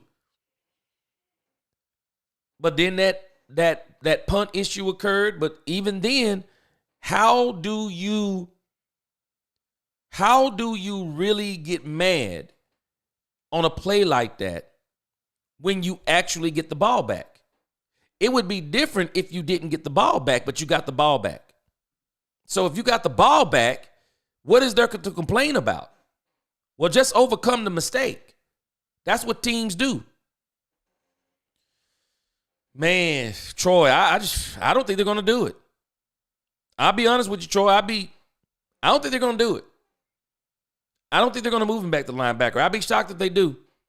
If Michael leaves, the Cowboys defense will struggle for the next 15 years, and I hate to go in that route, but it's the honest truth. Man, I tell you what, I don't think anybody is irreplaceable. And I think if they got the right draft pick, they could easily replace Micah Parsons. I'm hearing that the kid from Penn State, y'all will have to remind me of his name again. But I'm hearing the kid at Penn State is a generational player. I'm starting to hear words like that come out about Abdul Carter. They're saying he's the real deal. They are. They're saying Abdul Carter is the real deal. I don't think they would struggle if they got rid of him. Not like that. No, you just have to replace him. You make sure you get something for him. To you, boy, you don't like that pause. He said, let him go. You just got to get something for him. You get something for him, you can replace him. Yep, one read like they say. Yeah. If Sam did not go down, Michael would not have played DN. Interesting. You're talking about Sam Williams, right? Andrew said as an outsider, how's the offensive line without drafting many offensive linemen to protect the quarterbacks? I don't know. I'll tell you this. The Cowboys better not go in this line and get another doggone offensive lineman, though. I think they might need to go into free agency. Mike is a gifted player but has real character issues, in my opinion. Yep. You hit it right on the head, Purple Soul, and that's why he needs to get somebody that can coach him. But the problem is I don't know if Jerry's going to let somebody do it. I think Mike McCarthy called a good game, too. But the last 6 minutes, he should have ran the ball with Dowling and ran the clock down. Yep, I'm not going to disagree. I think what happened to Mike, though, I think he got a little antsy because I think he wanted to get in the end zone real bad, and he didn't have the patience. They probably could have ran the ball. I mean, they probably could have won the game if they'd have won the ball, but, man, Mike got a little antsy. Dallas has spent a lot of draft capital on the O-line. They have to have good depth there. Yeah, I wouldn't do nothing. They don't need to do nothing else there. Next thing you do, if you need to, go to free agency, but don't do nothing in the draft.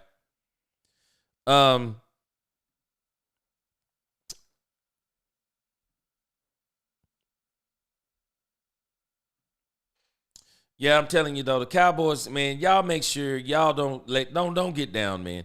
Y'all enjoy yourself watching this game because, like I said, I've already put myself in evaluation mode. I'm more hurt by the Marion Overshown loss than I am the actual loss. I mean, the man was just, he's just so much energy. Till Jerry's alive, we ain't doing nothing. Pee Wee team, because there goes our playoff chances. We're out. Hey, man, you say that, Denny. They mess around and beat the Panthers, people will be right back on the bandwagon. Oh, man, Andrews, man, shoot, man. Lawrence Taylor was a spectacle, man. Golly, that dude was crazy. Michael was staying away from the lineman lineup because he wants the DE plays. Yeah, he does. He likes that DN. He likes playing that position. Really dangerous to me, though, being undersized. I hate it, but Dallas is going to have to kick Smith to left tackle so they can move Guyton. Yeah. I think that's where Guyton needs to go, too. Yeah, I think Guyton needs to go there, too. What's going on, Alice? Yeah, he's a very emotional player. There are some already saying Rush can't be to blame for the loss because 27, he didn't fumble it. I mean, anybody who's looking at that, I want to see what people are saying about that. He didn't fumble it. That ball took a crazy bounce. I dare anybody who say that he fumbled it, I dare them to say they would have caught it. I dare them to say they would have caught it. Disagree with Smith. He can play left tackle. He was solid. He was just not a Pro Bowler like left guard. Yeah, Guyton might needs to move back to, I think Awesome is going to be the left tackle. Guyton might move back to the right. We'll see what they do. They got some options, that's for sure. That's basically what Jesse Holly said about Michael during the offseason, G. Yeah, I remember him doing some talk about that. You're 100% on target about Parson. Yeah, they got to let somebody come in here and coach him. Most teams are not even close to having what Dallas has had on the O-line. Time to pot resources, skill position. I think they might need to look at their offensive line coach, too. I don't think their offensive line coach is that good. Trust how straight out Jerry in the offseason. Good luck with that one. Yes, sir. Good luck with that one. Good luck with that one. Getting to the end here. Parsons has not matured enough to know he should not clock other people's pockets. Yeah, I just don't understand that kind of talk. I just don't think that, especially on the team that you're on, you don't say stuff like that. You don't. Janie said, I wonder what type of male influence Micah had in his life growing up. Yeah, it's crazy. I mean, that kind of talk he's doing is crazy. Little say, you sound like my father, sir. Yeah. Because like I said, with someone who has 4 boys, a lot of times I look at these players, I look at them like I would be looking at my sons and what I would be telling them.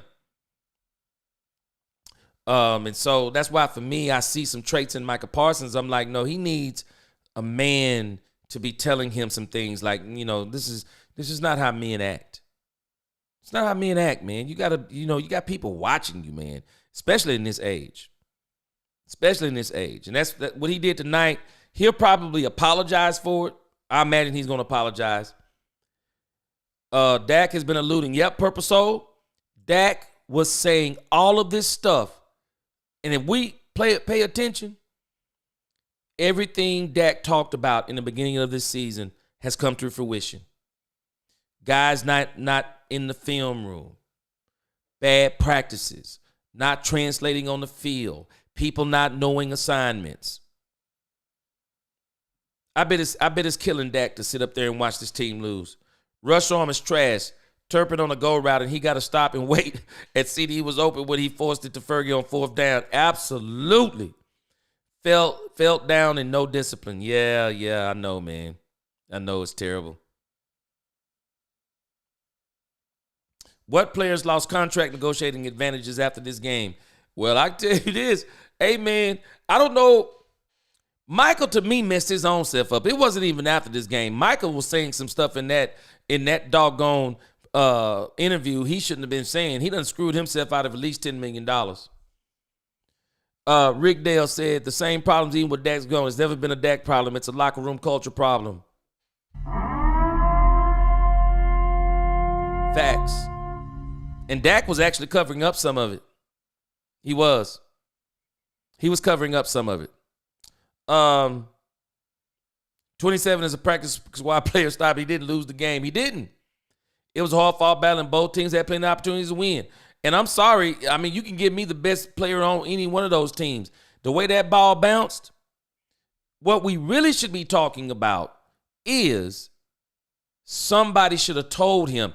And the special teams coach was trying to tell everybody to get away from the ball, but it was too late. It was too late. It's a spur of the moment. It's a spur of the moment thing, and I'm pretty sure it's not something. You think about it. How many times do you practice a block punt going forward? How many times does anybody practice that? Yeah, Wilson, I can see what you're saying because other people said that too. Dak with the 49ers, with some of those players that they have around. Especially, I'm telling y'all, I will be following the Detroit Lions very closely in the playoffs because if they do not win the Super Bowl, wow, it's a travesty. Or at least get there. It's all about being jealous of Dak Prescott's contract, driving a lot of people crazy and refuse to back their leader. And especially when the owner is lying, saying stuff like, you can't get people because of this, and that's crazy. G likes to move the goalposts on Dak and Aikman, just pulling out the hypocrisy on the bad year. Love the show, bro. Oh, no. I done told you about Aikman, man. I done told you about this Aikman stuff. Now, you know what, though? Like I said, I think the problem with Jerry is that it pertains to Dak Prescott. You got to know what he is. Okay, you can talk about what he's not. Let's talk about what he is. And what he's not, let's get something there for what he's not. Because I'm going to be honest with you. If I'm picking for my team, I'm not planning on my quarterback being in these type of situations like tonight. No, I want to go ahead and win games. I want to go ahead and win games. I don't want to be doing this dumb stuff like tonight. Wonder what Mike is going to say when his leader Dak comes back. Nothing. Because any credibility, Micah Parsons tonight. Micah Parsons lost all credibility. He did. He lost all credibility. Not as a player, as in a good player, great player, gifted player. But as a leader, he lost all credibility. There can't be a person on his team anymore that's going to take him serious. You want to know why D-Law told him early in the season to shut the F up? You want to know why D-Law told him that? Because of games like tonight. Games like tonight. Quarterback pressures are great. But I told y'all before this game, great quarterbacks eat pressure. Great quarterbacks, of course, they're used to pressure. Great quarterbacks don't care nothing about your pressure. They eat it for lunch. And they're going to make you pay. When you miss, they're going to make you pay. But Micah Parsons lost a lot of credibility tonight. I do. I think he lost a lot of credibility. I think he'll be a good player in their eyes. But as far as leading, nah. I'm not listening to him. I'm not listening to Micah Parsons. I can't. I'm not listening to him. He does too much talking. How is Cooper Rush even a quarterback if he only throws 16 yards? Insanity. Insanity. And we would not put up with this from anybody else. Big Chris says Cowboys stink, but we coming, right? Hey, you know what? I think they're going to be a lot better next year. I do. Hey, man, Bengals ain't no joke. I was telling folks, man, I give Zimmer credit, though. He held them to 27 points. Shoot, I'm telling you. The doggone Bengals, man, their defense is what keeps letting them down. Jackie Smith, what's going on? I ain't seen you in a minute. This game plan was terrible. We should have ran the ball more. Well, you know what, though? Jackie, I don't think the game plan was terrible. I don't think the game plan was terrible. I think what happened is something happened in the game that they didn't plan. I thought the game plan was good up until about the end. Mike got a little antsy. Mike got a little antsy. Wanted to let Cooper Rush throw the ball some. Wanted to try to score because I think he felt like they couldn't win it 23-20. He wanted to get in the end zone. He stopped running the ball, and it bit him. Mike McCarthy called a bad game. Okay, he was getting good runs from Rico a lot, yes. And he probably, and I still say, should have ran him 25 times. We all knew if Cooper Rush didn't have a clean game. Yeah, and the problem is, yeah, if he didn't have a clean game, we would lose, and we did. Yeah, and he actually had a terrible game. He did. He was missing a lot of wide open throws. Just wide open. It was crazy. Jared says there are some already saying that Rush can't be to blame. Oh, yeah. He to blame. He's a part of the blame. He's definitely a part of the blame. And the reason why, for me, though, Cooper Rush is a big part of the blame, the missed wide open throws. They were wide open. He was just missing them. There's no other way to explain it. He was missing wide open throws. Wide open. There's no other way to explain it. I mean, you can't explain it no other way. Big Chris said, joy to disgust. He says that was not coach previous. Yeah, like I said, when you think about that fake punt, I mean, not the fake punt, but the punt thing, that's something, like I said, I mean, how many times have people practiced that? Panthers win next week. Big Chris, I was saying it earlier, they already got him at 1.5-point favorites. Luis Ortiz, Dak choked in San Francisco, but we've already admitted that. Yeah, we can admit that already. Yeah, that was a Dak issue. And it's the same reason why I'm not giving Cooper Rush any slack. When you get the ball last, I don't care what the mistake is, you get the opportunity to overcome it. You don't get the excuse of the mistake, whether you made it or another teammate made it. If your defense gets you the ball back, then it's on you to make up for whatever that was. It's on you. And he didn't do it. He didn't do it. Jared Thomas, all players choked though but Mahomes. At least up until this point. And Jared, don't forget, did we not realize up until about a couple of years ago when I'm sorry, the Bengals quarterback, my mind went blank. But when before Joe Shiesty kind of got a couple of injuries there, do we not realize Patrick Mahomes choked against Cincinnati, and we were starting to call Cincinnati Patrick Mahomes kryptonite. Yeah, everybody chokes sometimes. Everybody chokes sometimes. They do. Even the great Tom Brady. Everybody chokes sometimes. Blame Mike McCarthy, because if he would have stayed with the run game, yeah, maybe we would have been in this position. But Jake, I can agree with you, because I think they should have, because I already said they should have ran the ball 25 times. I don't care how good he's running. I said it last week. Run, and run some more, and he was being very successful. I would have ran him 25 times, even 30 if he could handle it. But with the caveat of this, Cooper Rush was missing wide open throws. Wide open throws. That if he just completes those passes, we're literally going to call the game plan that Mike McCarthy put together. It was great. To me, it was great. It was a great game plan. Problem is, the quarterback wasn't great. Wasn't good. He wasn't even good. He was missing throws. And that is what makes the game plan, and I guess we can kind of balance it out. If the game plan great, but the quarterback ain't good, maybe you need to adjust the game plan. Run the ball. When you saw Cooper Rush was missing those throws, run the ball. So I'm with you on that part.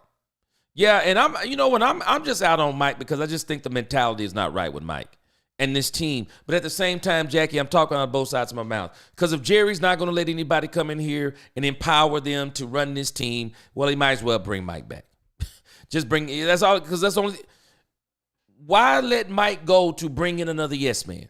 So clean out the house, draft, get rid of Micah. He always wanted to be an Eagle, because I can't stand him, because he says your YouTube show, Clown, bring in Coach Jimmy Johnson and nobody else, and a new coaching staff. Well, at the end of the day, Danny, if they're not going to empower anybody, and if the Joneses are not going to stay out of the football business, one, you're not getting Ben Johnson. He's already put us on alert. Two, you're not going to get Bill Belichick. I don't think there's a top 10 quarterback. I don't think there's a top 10 coach in this league that literally wants to coach for the Cowboys. I don't.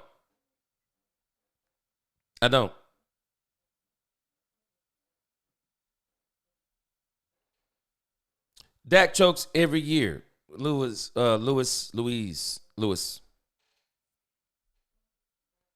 You might not realize this, but every quarterback chokes every year.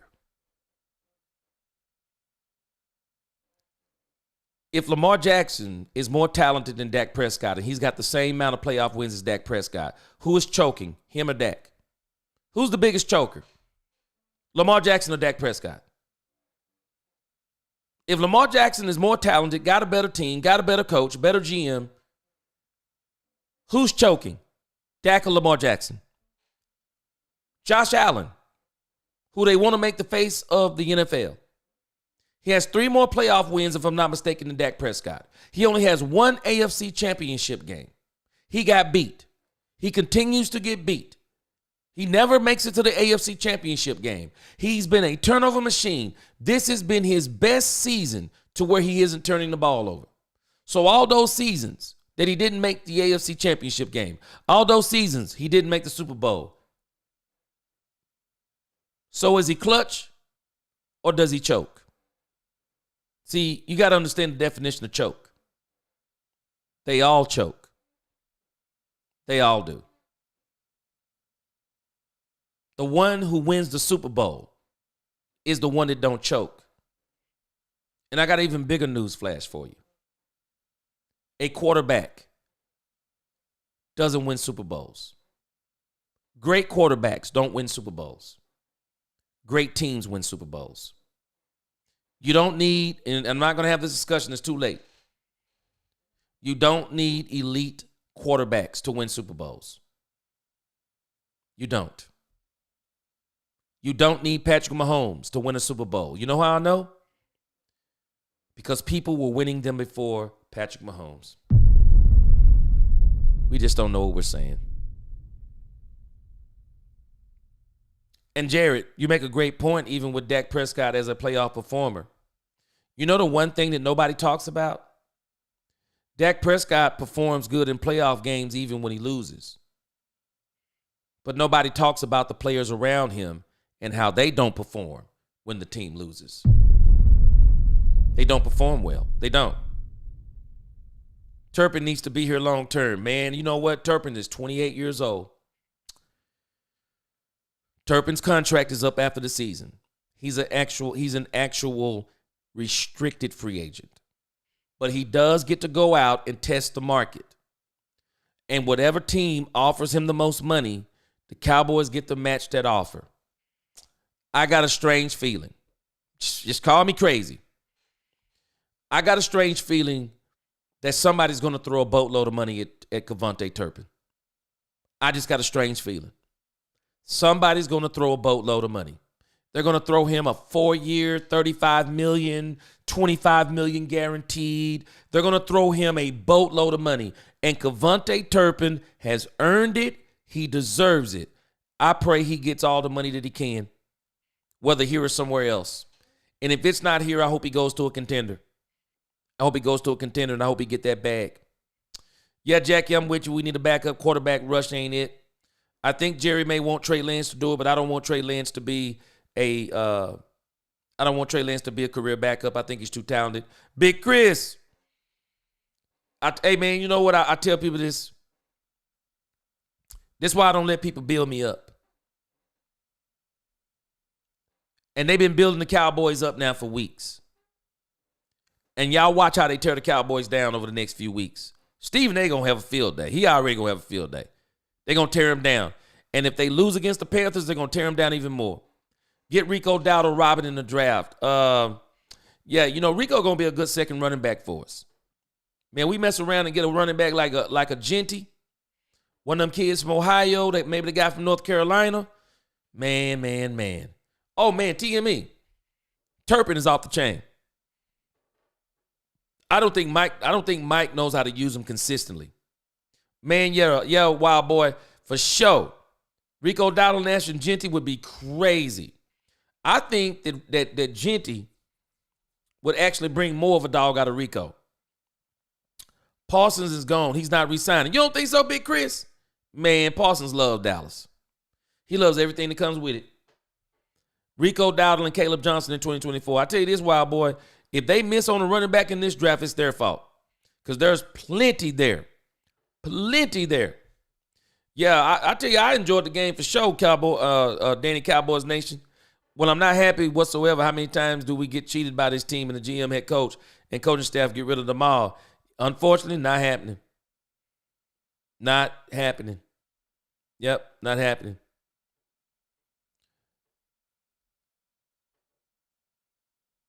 TME, is Jerry a good fit for Dak Prescott? Nope. I don't think Jerry's a good fit for Dak Prescott. I don't.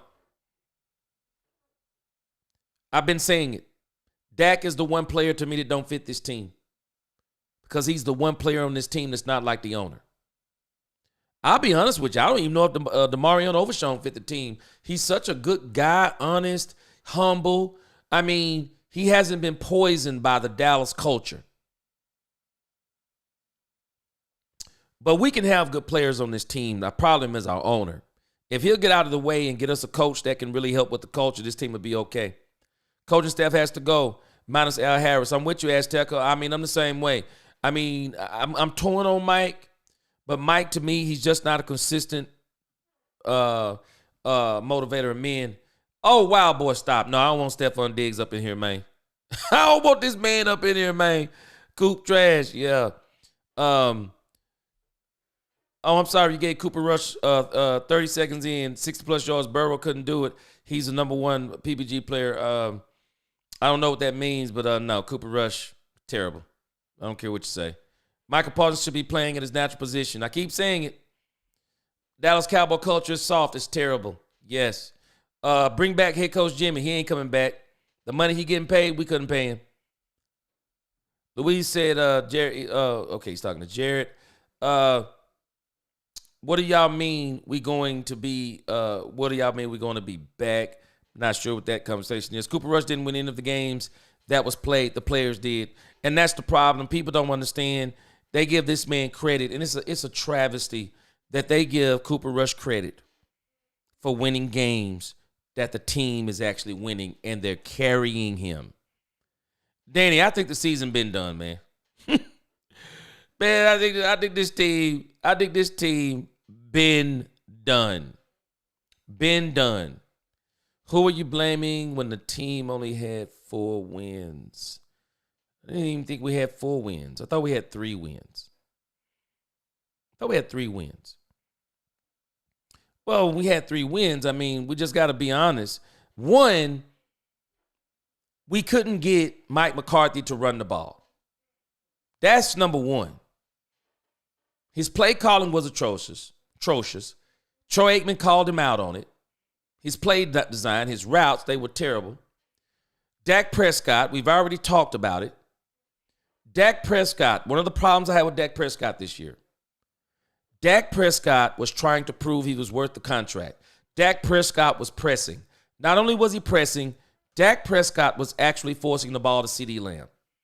There were interceptions that were coming literally because he was forcing the ball to CeeDee Lamb. And you see this stuff from Mike McCarthy all the time. He got Dak Prescott in there. He doesn't want to throw the ball. I mean, he doesn't want to run the ball because he feels like Dak is a shiny toy. He wants to run the ball. He wants to throw the ball with Dak Prescott. But if you look at what Cooper Rush is playing with versus what Dak Prescott is playing with, I mean, the team was terrible. I mean, Dak was actually in the midst of all of the injuries. Not to mention the inconsistency of Mike McCarthy. Everybody was talking about him. I don't know what team you've been watching, but everybody was talking about it. But even before this, it didn't matter to me if it was this season or last. Cooper Rush isn't good. He's not better than Dak. He's not on the level of Dak. Dak has earned everything he's got in this league. Without Demo, there's no more force in the middle. It's over, man. It is. I don't know what you mean by that, but whatever. No. But Lewis, hold on a second. It don't matter what you get on this team as long as Jerry doing what he doing. Number 2, let me help you out because you obviously not understanding the team that we got. Name me the guru that's coming on this sideline. Because if he's a guru, he don't want to be here. Why would he be here if he's a guru, Lewis? Answer your own question. Why would he be here?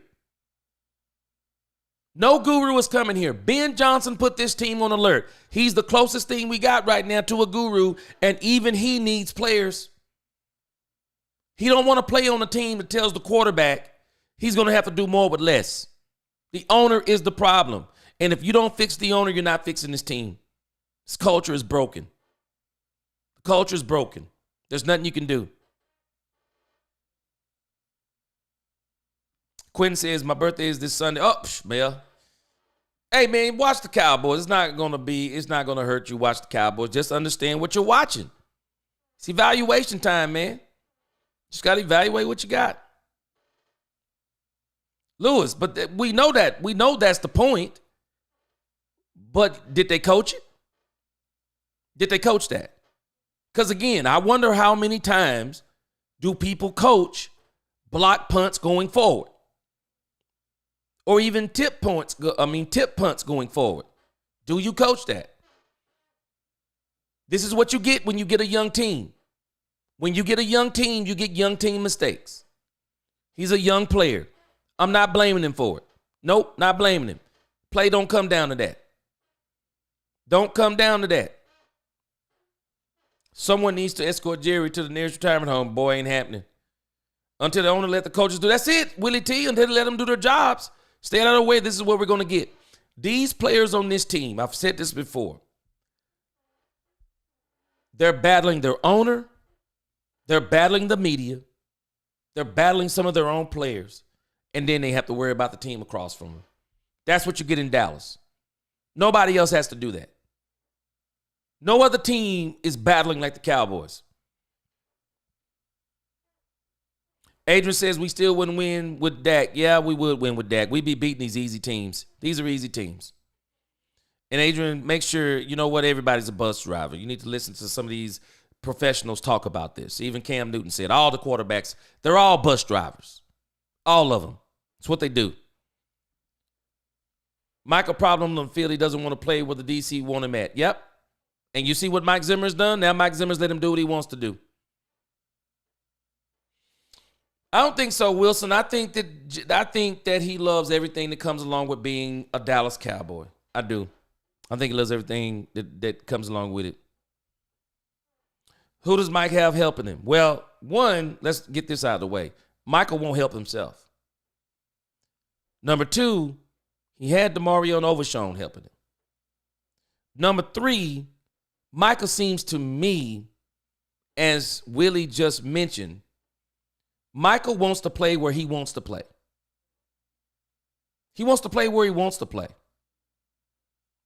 Michael, he seems to be a little bit hard to coach.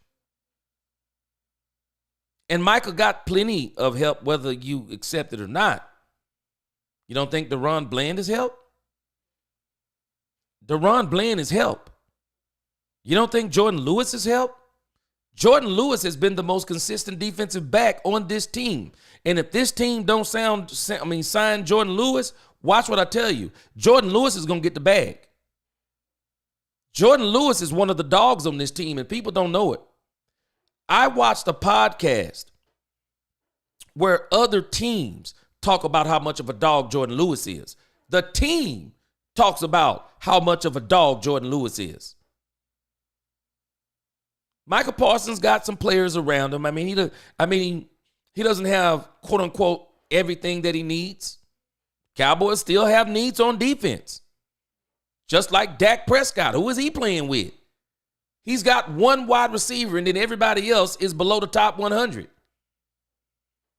Mike McCarthy wasn't running Rico Dowdle the way he's running Rico Dowdle now. Rico Dowdle, if he was running the way he's running now, and if this offensive line was blocking the way it is now, one, Dak wouldn't be hurt. Two, this team right now would be in a serious playoff hunt.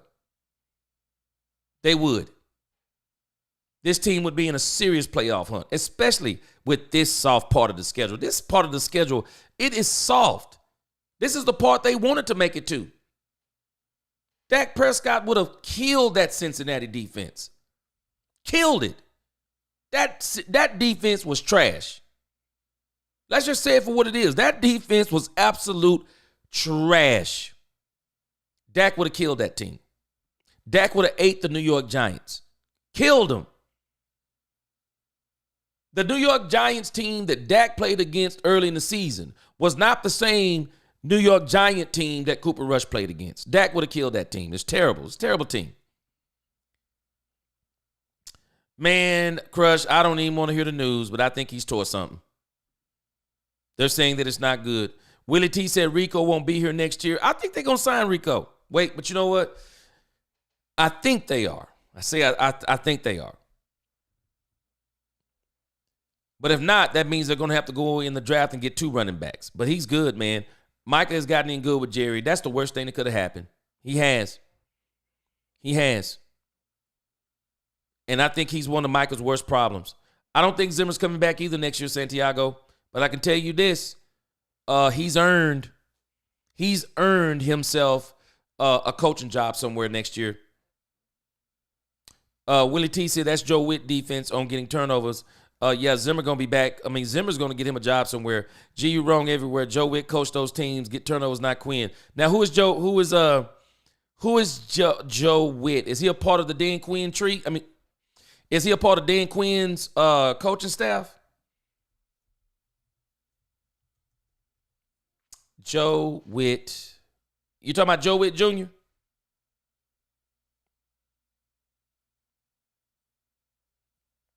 Okay, yeah, but he's a part of Dan Quinn's regime, right? I mean, we can give him the credit, put some respect on the man's name, but it's still a part of Dan Quinn's system. That's why Dan Quinn has Joe Witt. And if you think about it, I mean, it looks like that Joe Witt kind of follows him everywhere he goes. Now, I wonder if he was with, and the reason why I say this is still Dan Quinn's system in a sense, because it's the same system I saw with Dan Quinn even in Seattle. It's the same system. So, I don't know. Was Joe Witt with him in Seattle? Because it looks like Joe Witt is with him now with the Washington Commanders. I mean, I don't really follow him like that. I want to see.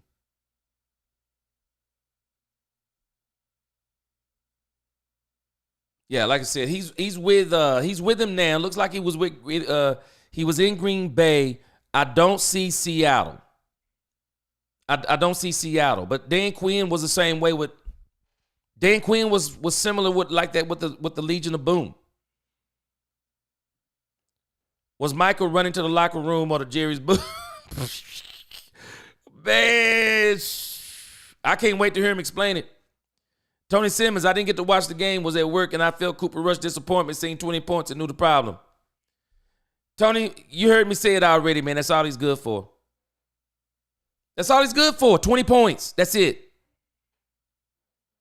That's all he's good for, 20 points, period.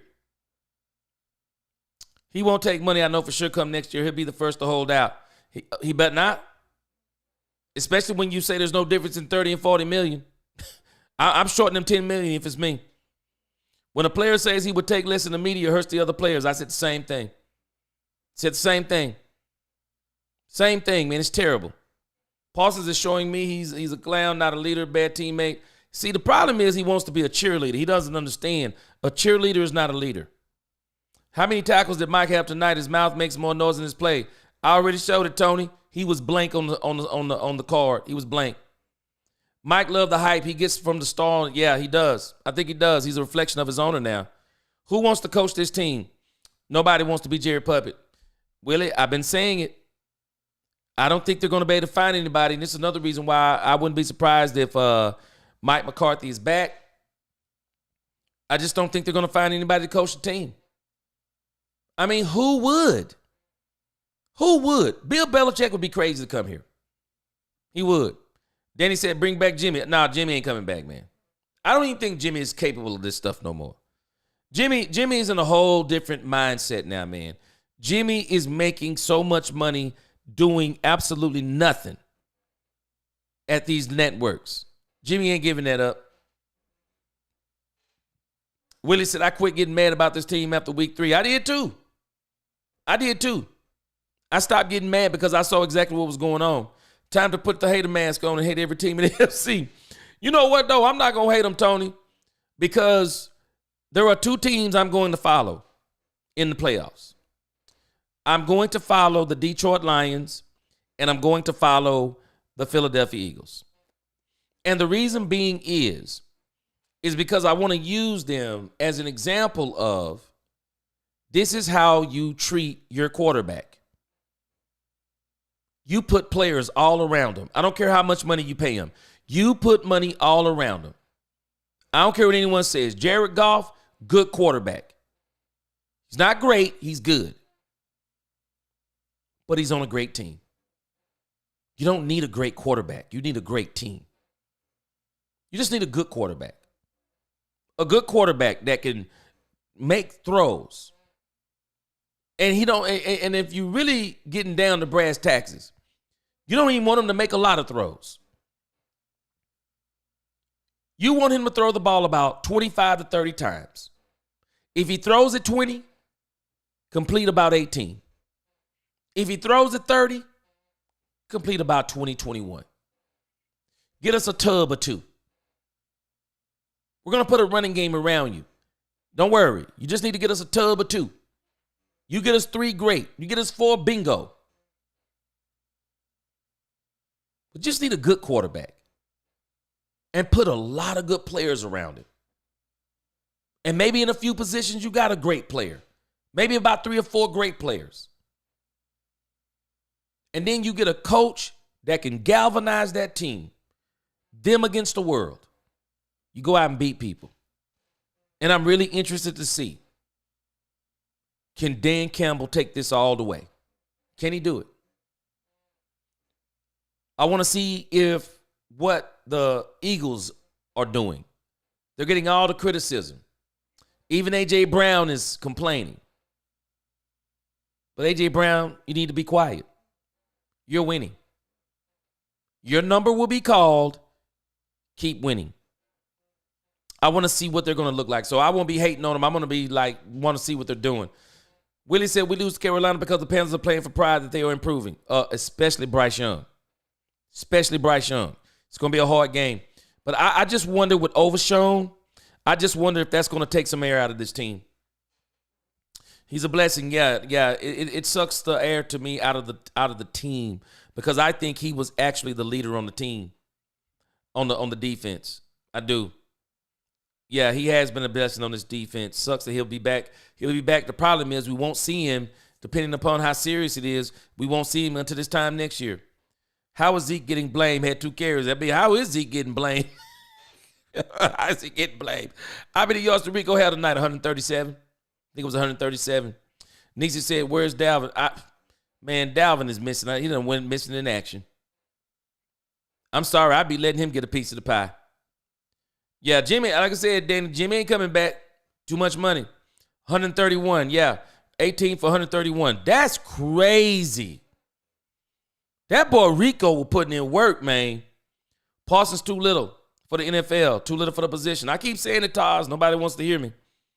Diggs overrated. I think what's happening with Diggs, like I said, one, I don't think he kind of fits the system. It's a lot of discipline. But number 2, I just wonder if he came back too early from the injury. Nisi said, can we please stop getting players and not using the best player on the field regardless of how much they are paid? Yes. For sure. For sure. For sure. Todd said Jerry let the media pressure him into giving Dak a contract. Then Dak had his worst year. Taz, no, the media didn't pressure Jerry Jones. Todd Francis pressured Jerry Jones. Dak Prescott's performance pressured Jerry Jones. Because, as I've already explained so many times, you don't make somebody give a man $231 million. It's called a negotiation. Todd Francis walked up in there and said, Jerry, whether you pay us or not, number 1, we're going to get our money. We can either get it here or somewhere else. But number 2, Jerry, we got teams that want Dak Prescott. And not just any team. We got contenders. I'm telling you. Adam Schefter was talking about this. Ian Rappaport was talking about this. There were teams ready to give Dak Prescott the bag, whether the Cowboys did it or not. The ball didn't bounce our way. For sure. That's it. It's bounced our way 2 weeks in a row, Taz. It didn't bounce our way this time. And when you win games like that, you lose games like that. You don't want to win games like that every week. This is what I'm afraid of with the Chiefs. The way the Chiefs keep winning, where do you get to the point that you can't win like that? There'll be a game that you can't win like that. Todd said, I'm a young man. I'm ashamed to be a Dallas fan because most of our clown fan base, our fan base is very toxic. I've talked about that. Willie T. Abdul Carter. I hope they get him. Todd said this year's draft class is trash and it's only going to get worse because now they can make money off the name in college. Well, we do, though. There are some good players. The running backs, loaded. Wide receivers, top heavy, so you can get a wide receiver.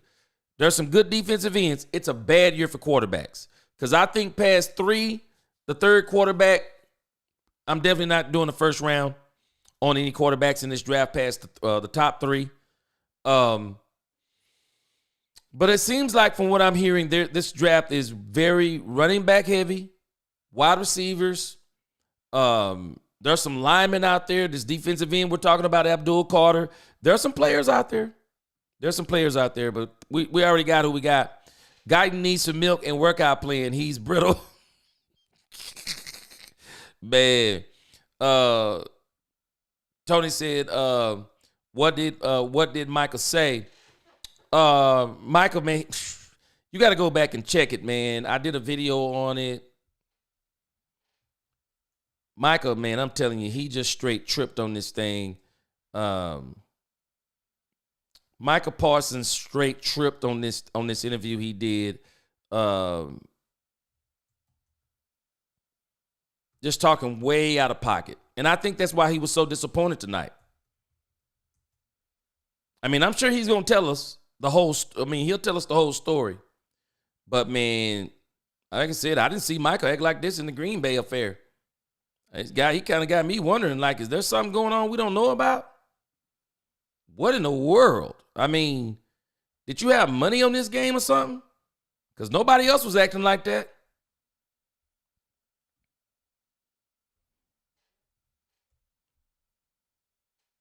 Yeah, that's the interview he did right there. I'm going to read some more of these comments and I'm going to get out of here. Read the rest of you guys' comments down to the end here. Tony says Michael probably was a bully in his world, his opinion or nothing. He seemed like a nice kid, but I don't know. But I did hear somebody's reported that he was doing some crazy hazing stuff at Penn State. So that's one of the reasons why I didn't fool with that stuff in college. I didn't believe in all that. Willie T. being reported overshown, ruptured ligaments in knee. More tests on Tuesday. Golly, man. Well, you said ruptured. Maybe they're not torn. What? Are you saying he broke his leg? Wow. Crazy.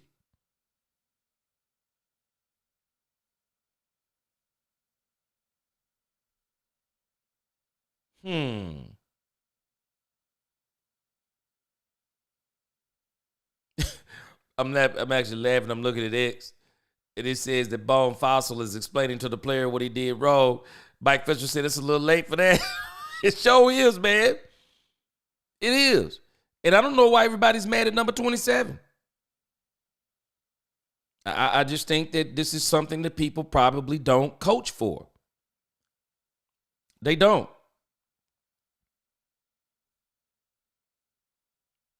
Yep. I just think it's something they don't coach for. Let's see. Yeah, there are going to be plenty of stories to report on tomorrow. Let's see. All right. I'm about to let y'all go. I want to see what the injury is for DeMarion Overshown. That's crazy.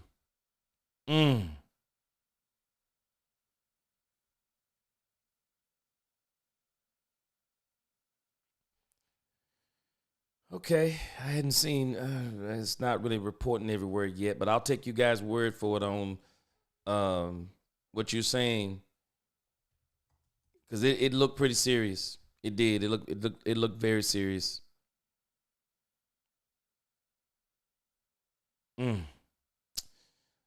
Yep.